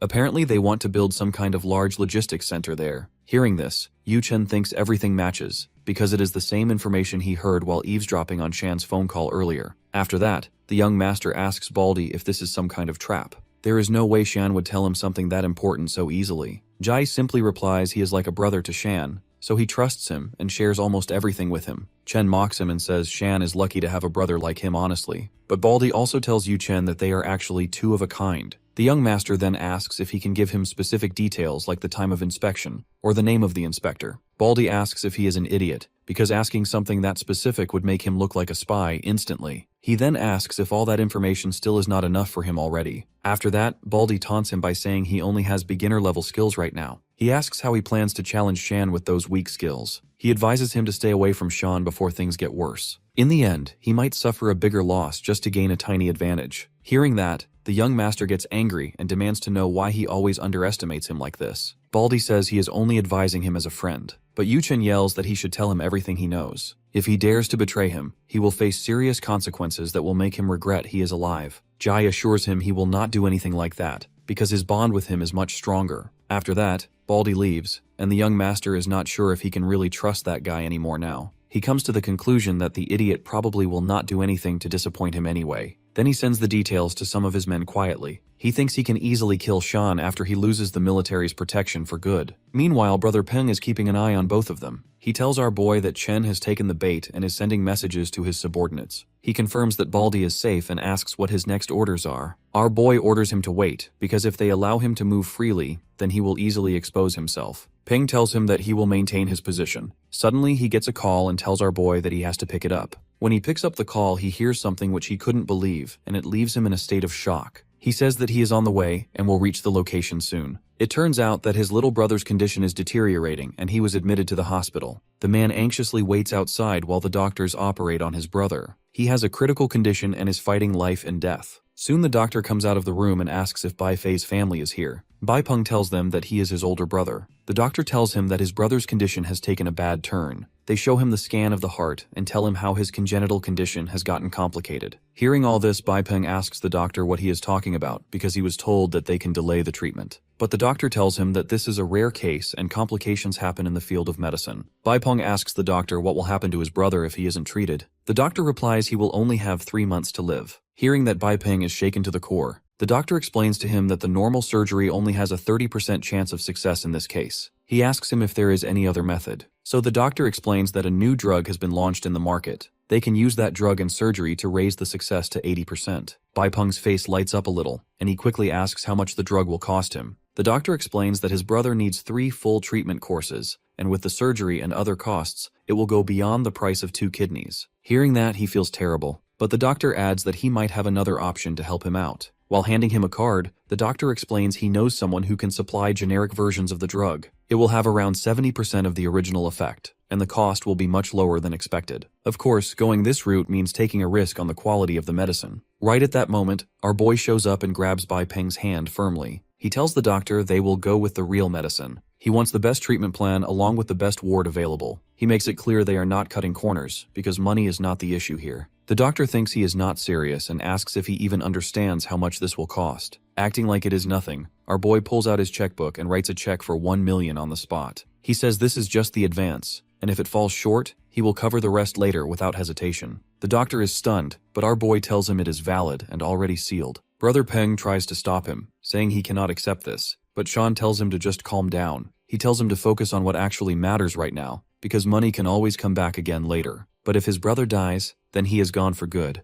and nothing can fix that loss. He then tells the doctor to move the patient to a VIP ward and begin treatment immediately without delay. The doctor nods quickly and leaves, saying he will take care of everything personally. Meanwhile, Baipeng thinks about how he once believed he could make a difference with his life, but after facing the harsh reality of this world, he realized there's nothing he could change. He understands now that some things are simply out of his control. Small problems over time can break someone with an iron will. After that, he tells Sean that he might have given up on life had he met him a little later. He might have become a hired thug for some random gang boss, or something much worse than that. Our boy tells him to just let go of his past and focus on the present. Now they are homies, so he will take care of his family if he watches his back. Later that night, a black car stops at an unknown location and Yu Chen gets out of it. Seeing the surroundings, he remarks it really is a rundown place. He then asks if it is the shabby place where Shan is going to reveal his grand plan. His lackeys confirm that this is the right location. He says Shan has some interesting ways to get powerful quickly. One of the underlings adds that they received information. Some military personnel will come here for an inspection after 4 days. The young master asks for the exact time and the security situation there. His underling replies that it will be at 2 o'clock in the afternoon. He also explains that for now the site only has a few guards, but on the main day, Dragon Shield security will be in charge of the entire place. Hearing this, the young master smiles and mocks Shan for clinging to the military like a stray dog. He says he will crush him right in front of them without effort. Then he yells that if this is a stage, Shan will be the clown performing on it. After that, they get into the car and leave the area together. On the way back, Yu Chen starts forming a plan, and his lackey asks what he is thinking about now. While pointing at the storage area, he says that on the big day he wants an accident to happen there. According to him, if something happens at that spot, no lives will be lost. But it will still be a massive embarrassment. Chen explains the plan clearly to him. First, they will send people there holding banners to create chaos on site. After that, they will use that confusion to set the storage area on fire. He wants the military to see our boy struggle and think he cannot even manage the security of his own property. The lackey then asks what will happen if the situation gets out of control. Hearing that, Yu Chen snaps at him and says they have already killed people before. There is no need to pretend anymore now. He orders him to contact all the trustworthy men who are still in the city right now. They simply have to promise them a big reward once the job is done, and also help them get out of the city safely. Thinking about the reward, the thug gets excited and assures his boss that they will handle everything without fail. The young master thinks he is very close to his goal now, and he can almost see the look of despair on Shan's face clearly. The next morning, the military arrives at the construction site. Dragon Shield security staff is already in position. Officer Chengshan tells Staff Officer Wang about the security company set up by our boy, and how he specifically hired veterans for the job. The vice captain steps forward and introduces himself, and Chengshan then introduces back. Officer Wang says he will personally inspect the site before making any decisions. After that, the vice captain takes the lead and says they will start by visiting the main training ground first. Suddenly they hear loud noise near the entrance, and a rally shows up right at the gate of the site. People hold banners high and chant slogans, claiming Dragon Shield security is evil and demanding justice for being beaten. A man pushes forward from the crowd on crutches. He claims the Dragon Shield security members beat him badly, and he wants revenge for what happened. Then a woman steps forward and says her son was beaten by them as well. She demands the police arrest the violent group. Seeing all this, Officer Wang turns to Chengshan and asks what exactly is going on here. Chengshan replies that he has no idea about any of this. Both of them then look toward the vice captain, but he also denies everything clearly. He says they are lying, because his team could never do anything like that. Chengshan says he believes them without hesitation. The man on crutches suddenly rushes forward and shouts that Shan is a mafia boss who should be crushed by the iron fist of justice. Seeing the situation escalate, the team prepares to respond, but Chengshan quickly stops them. He says if they fight back now, it will only make the accusations look real. The vice captain stands there, unable to process what is happening. Meanwhile, back at the school, Yu Chen watches everything through a live stream. He thinks the whole situation looks very convincing. Finding it hilarious, he wonders how Shan will react to the mess he made. But he is caught off guard when he sees our boy chilling in the cafeteria, calmly eating his lunch like nothing is happening at all. Our boy casually stuffs another rice ball into his mouth while scrolling through Instagram. Matching his laid-back aura, Ji leans over and asks what has him watching so seriously. Sean grins and loudly starts talking about an epic boxing match, making sure his voice is just loud enough for Yu Chen to hear. The dude cannot believe the audacity of this guy watching boxing highlights, while his company is supposedly getting dragged through the mud. Just then, strange noises crackle through Yu Chen's earpiece. His face goes blue like his balls when he checks the live feed. The police have arrived on the scene way too quickly. Officers move in fast and immediately detain one of the victims. Suddenly, the director calls the man by his real name. The director questions how his leg supposedly broke, and he somehow received full treatment within just a few hours. The man starts sweating bullets as the officer effortlessly pieces everything together. The fake accident, the staged injuries, all of it is a stunt. Director Dong steps in looking completely in control, ordering his men to arrest every single slanderer. His squad rounds them up swiftly without causing any serious injuries. Even staff officer. He looks surprised at how rapid the police response was. At that moment, the seasoned veteran scans the surroundings. His eyes lock onto a silhouette standing high atop a nearby skyscraper. From there, one of Director Dong's men confirms that the entire incident has been recorded on tape. The scarred veteran cannot help but feel impressed, gaining even more respect for Shan's calculated counterattack. Back in class, the young master trembles in disbelief. None of this makes sense. The police were not supposed to show up. It is only then that he slowly turns around and realizes exactly who he has been dealing with. Our boy meets his gaze with a satisfied grin, and Yu Chen finally understands he got outplayed. The ground might as well be shaking beneath him. He was supposed to be undercover. Grinding his teeth, he slams his fist against the table in frustration. A passing girl who recognizes him as the recent transfer student pauses to ask if he is feeling all right. Hearing her call him a student snaps him back to reality. He remembers he is still undercover. Forcing a frown, he mutters that his stomach hurts from drinking expired milk. Then he storms off in anger. Jai watches him leave and wonders if his homie did something to push the blonde guy over the edge. Our boy drops a line of wisdom, saying mad dogs love to bark right before they die, but all that noise does not change their fate. Then he sends Director Dong a quick text, thanking him for the assistance. Clean work deserves appreciation. Meanwhile, in the boys' bathroom, the mad dog is busy banging on stall doors and losing his mind. An unescapable trap was set for him, and Shan does not even know who he is. That's what stings the most. He is convinced he never did a single thing to expose himself. His plan was flawless, or at least it should have been. Then it hits him. The only possible crack in his perfectly sculpted plan could be the one person, the right-hand man he bribed for information. He regrets that the foolish decision may have cost him everything. He gains an ounce of respect for his target. If even Shan's subordinates could trump his scheme, then maybe he underestimated them. Still, one thing does not add up. Baldy should never have known he intended to use his info to attack Shan's company. A disturbing thought crosses his mind that Baldy was the one pulling the strings the entire time. The idea makes him pause. Maybe his real enemy is someone far more dangerous than Shan. He laughs at himself, amused he was focused on the wrong person all along. Just then, someone knocks on the stall door and tells him to open up and come out already. Stunned, he quickly runs through a mental list of everyone connected to Shan, wondering who it could be. Getting cornered in a bathroom stall would easily top the list of most cringe moments in his life. A second later, the janitor's voice clarifies that he just needs to clean the stall and clock out for the day. Yu Chen exhales in relief, realizing he is overthinking it. He steps out with a forced friendly smile and apologizes to the janitor for the inconvenience. Even the janitor starts talking down to him, advising the punk not to cause trouble for others. The humbled young master apologizes again and blames his constipation for the delay. Concerned, the gentleman janitor offers to escort him to the infirmary if he is feeling unwell. After that, Yu Chen walks down the hallway like nothing happened, greeting a few passing girls like he did not just have a meltdown 5 minutes ago. Immediately, the girls start grinning from his contagious smile. To them, he looks like a cute puppy who cures depression with nothing but that bright, cheerful face. Yu Chen almost dies of embarrassment, realizing that the whole point of building this bubbly persona only earns him pity from girls at best. The real reason he keeps up the act is still out there. Later at the inspection site, an officer confirms to Dong that they have apprehended all the troublemakers. Among them, a few already had criminal records, and some are even wanted. Aside from the extra profits from his demolition side hustle, the director is especially pleased with the beautiful side gift Shan left for him. Staff officer. He notices the pride practically glowing on his face. The man stays humble, saying it is all thanks to his lovely friends from Dragon Shield Security who tipped him off ahead of time. Just then, Brother Peng loudly offers his thanks from behind, intimidating him with his massive size. After that, the captain remarks that their company's methods are truly impressive. With business wrapped up, they move on to the next inspection site. Director Dong immediately updates our boy that he shared the credit for the 3 wanted vigilantes they caught. The only loose thread left is Yu Chen. He suggests summoning him straight to the office. However, Shan has other plans. He wants to let the mad dog roam free for a few days before finally putting him down. Even so, it bothers him that the dog did not show up at school. He checks his house and his mom's shop, just to make sure nothing suspicious is happening. There are no movements around Lin Shi's house either. That only makes him more doubtful about what Yu Chen is plotting. An egoistic nutcase like him would never just sit at home and cry after being humiliated this badly. Later that day, Ji is dozing off after class. Our boy wakes him up. His homie grumbles in annoyance that he is still groggy after barely sleeping the night before. Shan gives him a serious warning to stick to his usual route home.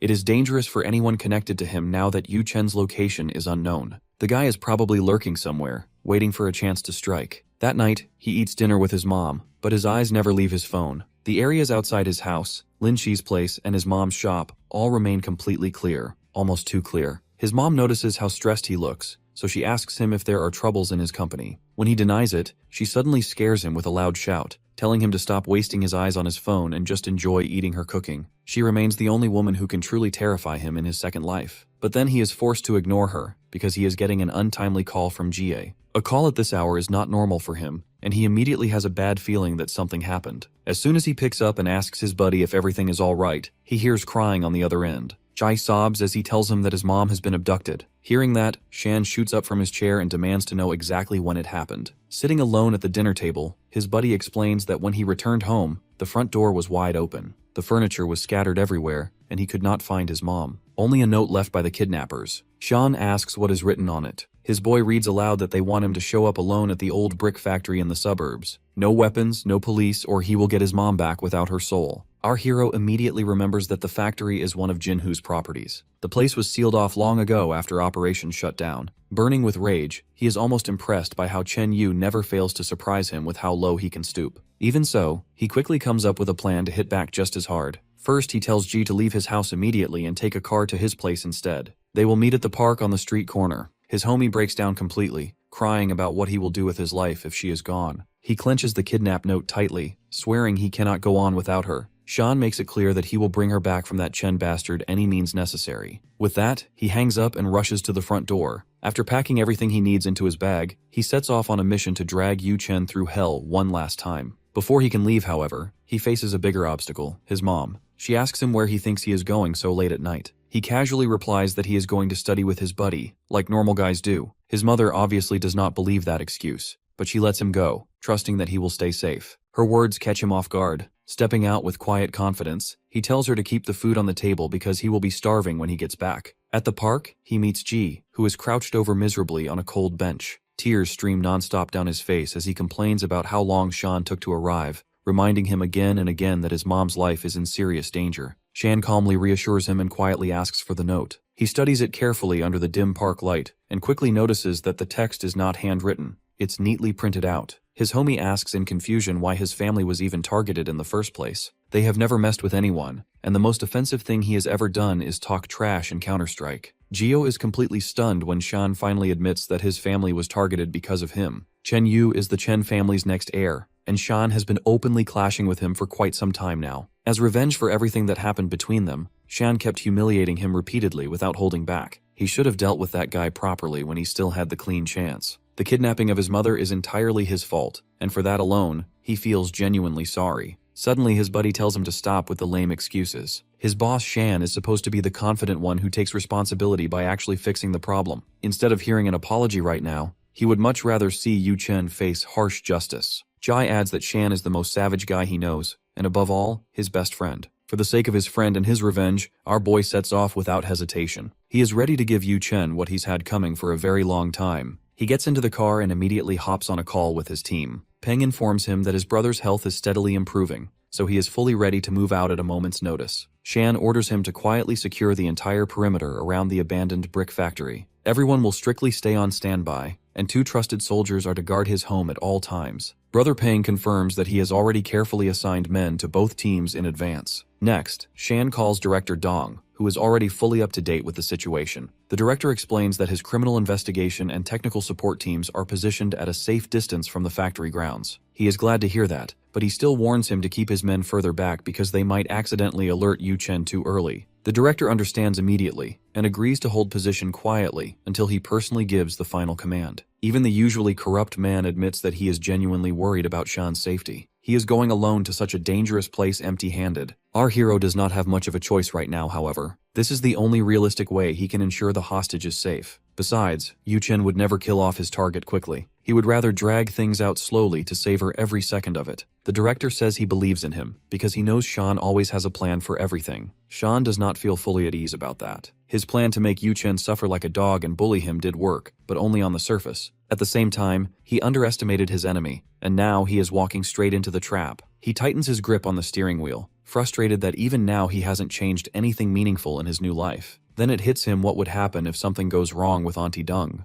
Living after that would not be possible for him. Every time he sees his friends crying, or even when he looks at himself in the mirror, it would stay with him. That is why he refuses to let this fail. He takes a slow breath in and forces his mind to focus on the situation. On the radio, his team reports that there are no cameras at the brick factory. However, they also detect heat signatures that could be Yu Chen's men holding position for an ambush. He asks for their exact positions, and they respond that they will surround the area from 3 separate angles. After hearing that, he orders Team 2 to stay on standby no matter what happens. Meanwhile, Team 3 is told to wait and move in immediately on his signal. He pushes the gas down and drives at full speed until he reaches the location. Outside the brick factory, he steps out of the car and looks up. His sharp eyes catch a small reflection in the window, likely Yu Chen or one of his men watching from inside. From above, the young master watches and feels satisfied that his target really came alone, just as he demanded. His bodyguard is not as confident and warns that this could be bait, and they might end up getting surrounded instead. Yu Chen just grins and says that much is obvious. But this time they hold the advantage. They have a hostage Shan cannot ignore. The poor woman tied up with ropes and duct tape over her mouth quietly whimpers. The blonde bastard asks her if she is happy, since her son's friend came all the way just for her. He laughs like a psycho, already enjoying the outcome. He eagerly waits for Shan's reaction, which is the only thing that matters right now. In his mind, this is his stage now, and Shan will follow the role he already wrote. On a nearby table, C4 is already wired and set, ready to go off at any second. Outside, Shan speaks quietly through the radio and informs Brother Peng that he is about to head in. The man replies one last time that the team will break in if there is no signal within 3 minutes. Shan does not respond again. He moves forward into the dark factory, scanning every hiding spot as he steps forward. Suddenly, Yu Chen appears and asks if he needs some light.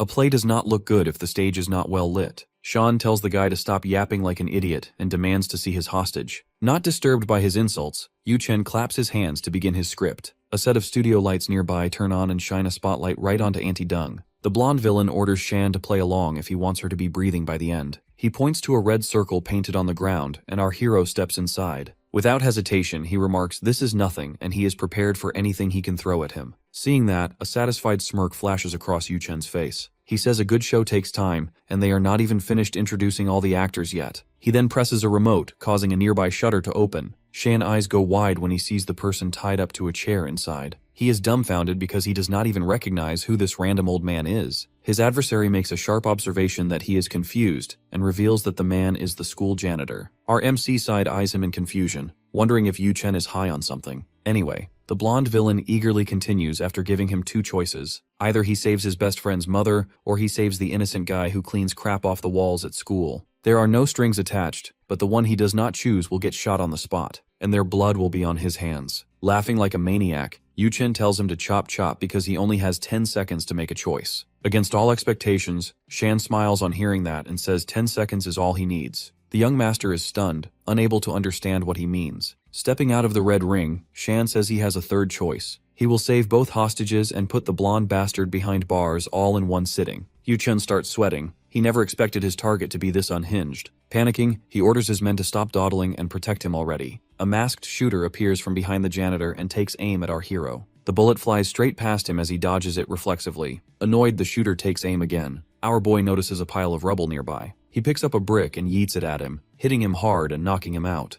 That knocks out the first shooter, so he turns to the other one he saw in the window. He immediately ducks down, picks up another block of cement, and yeets it straight into the bastard's face. Afterward, he feels something is off. He clearly heard more than 2 gunshots before. His suspicion is confirmed when he spots a third shooter locked on him from above. The man warns him to stay put if he does not want a bullet in his skull. Shan tells him to do it and rushes straight at him. Within seconds, he reaches the guy, but the shooter does not actually fire. He tells the amateur to stop acting like an assassin. Like a real pro, he disarms him and kicks him into the wall behind. The man goes down instantly. After he knocks the fool out, Yu Chen angrily screams and shouts like a desperate man. The professional men he hired were a waste of money. Left with no way out, he decides to use the one card he still has. He orders his backup to come out of hiding. His backup never expected a high schooler could overwhelm a surprise attack from 3 hitmen. Along with his massive guard dog, Yu Chen's bodyguard appears and swears on his honor he will not let the young master be harmed. His rabid dog opens its jaws wide and barks loudly. That makes our boy laugh, because both the bodyguard and his partner are loyal dogs in their own ways. Hearing that, Yu Chen's bodyguard gets offended,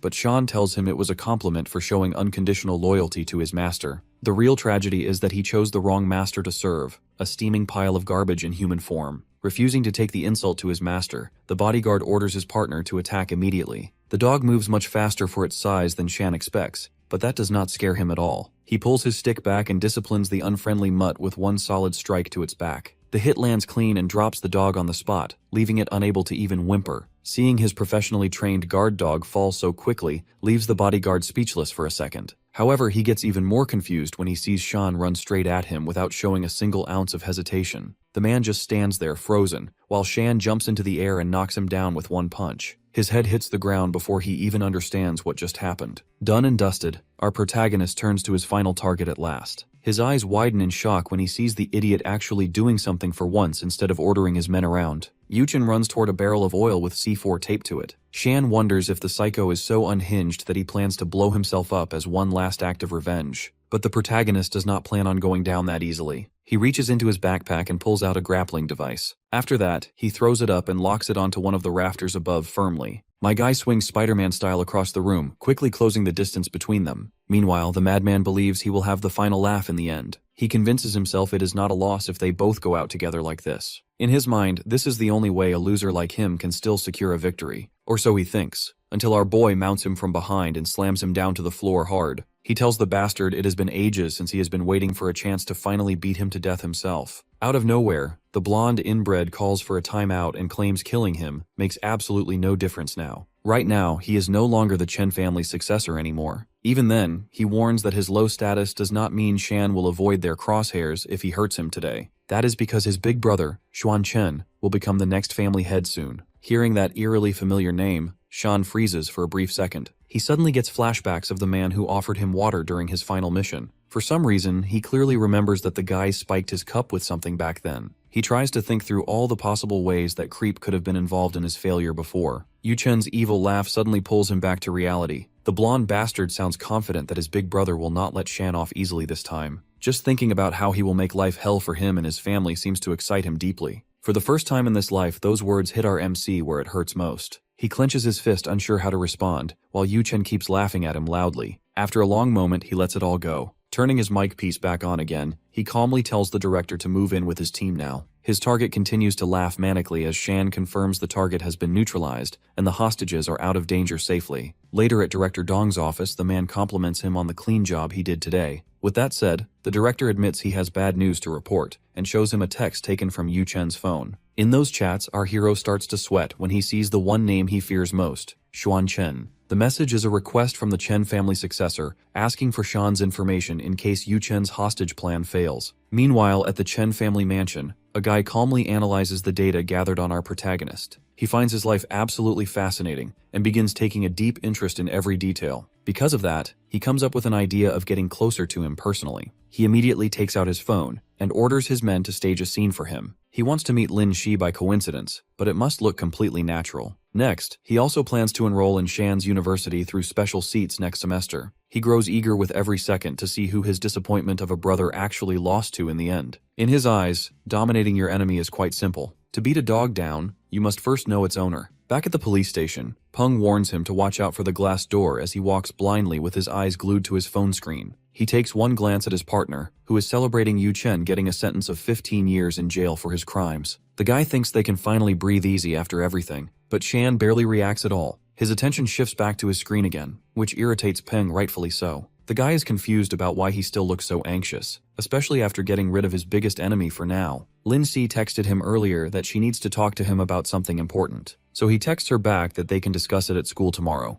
Meanwhile, back at her home, she has a serious talk with her parents about leaving school soon. Shyly, she speaks up that she finally feels at home there and even made a few friends in the area recently. But her father makes it clear that the Lin family's power is over the capital city. That is the only place he can be sure she will be well protected. In response, the girl argues that the Chen family's influence over the city is no longer a problem now that Yu Chen is arrested. But her parents warn there is no guarantee there will not be a new Chen stepping in to replace him soon. Giving up, she agrees to leave, but asks for one last chance to properly say goodbye to her friends there. Meanwhile, in the police station interrogation room, the cops harshly order Yu Chen to reveal who is behind the organ trafficking cartel already. The blonde creep smirks back with no guilt or shame, treating them like clowns in a circus act. He repeats what he's been saying from the start. He has nothing to say to the popo. That really ticks the officer off, who thinks he is a boiling pig, unaware the water is heating around him every second. The officer states his family will not be saving him this time, so there is no use trying to resist anymore. With proven charges of organ trade and kidnapping, the only way he can shorten his sentence now is to snitch on his crew. Yuchen finally decides to confess something at last. Without a single care, he says he needs to take a dump right now. The officer replies he can squeeze one out later, after he squeezes out a confession from that dirty mouth of his. The guy refuses again, so the officer snaps that he can do it in his pants for all he cares. His partner quickly calms him down and reminds him the boy still belongs to a powerful family behind the scenes. There is no telling how they will retaliate if the powerful people backing him will retaliate later. Hearing that, the officer changes his tone. He tells his partner to let the kid go, but never let him out of sight the entire time. His partner warns the young master to make it quick and not try anything dumb. Inside the restroom, the janitor turns out to be an insider who has a message for him from the family head. Yuchen waits anxiously in silence, knowing what happens next will decide his fate. The message is simple. His single wish will be fulfilled if he stays a good boy and fully admits to his crimes. He bites his lip in frustration at the painful request placed in front of him. After thinking it over carefully, he declares that he agrees to the family's offer without hesitation. His only condition is that Zhang Shan goes through the kind of suffering that will make him wish he was never even born. Recording his twisted wish, the messenger calmly confirms he will pass on the message exactly as spoken. With that, he hands over a small folded piece of paper to him and quietly wishes the young master good luck. The next day at school, Baldy is surprised to see a letter from Lin Shi in our boy's hands. He jokes that it is a love letter. It turns out to be a formal invitation to her birthday party instead. His friend immediately lights up, saying this is his big chance to impress her. Bro asks what he plans to give as a gift. The guy destined to stay forever alone throws in some advice, saying girls like two things in gifts. Something expensive and something meaningful to them, like custom jewelry or a high-class fragrance. Our boy tells him he already has the perfect gift in mind for her. That makes his buddy curious, and he tries hard to get it out of him. However, Shan says it will be revealed on the day of the party itself. Plus, it wouldn't be a surprise if he spoiled it now, would it? That makes Jai a bit upset because now he has to wait for the surprise like everyone else, even though he is Shan's best friend. Anyway, Shan feels uneasy about what Lin Shi wants to talk to him about. He has been getting bad vibes ever since she texted they needed to talk. He hopes it is just him overthinking things. On the day of the party, many high-class guests arrive, each of them bringing expensive gifts. Just watching them, Jai starts to feel out of place in his yee-yee outfit. On the other hand, our boy looks sharp and confident in his freshly tailored two-piece suit. At the entrance, he shows his invitation and tells the guard that the homeless guy standing next to him is his +1. After that, the staff welcomes them inside the banquet hall, where guests are being served premium wine. Since he received a special invitation,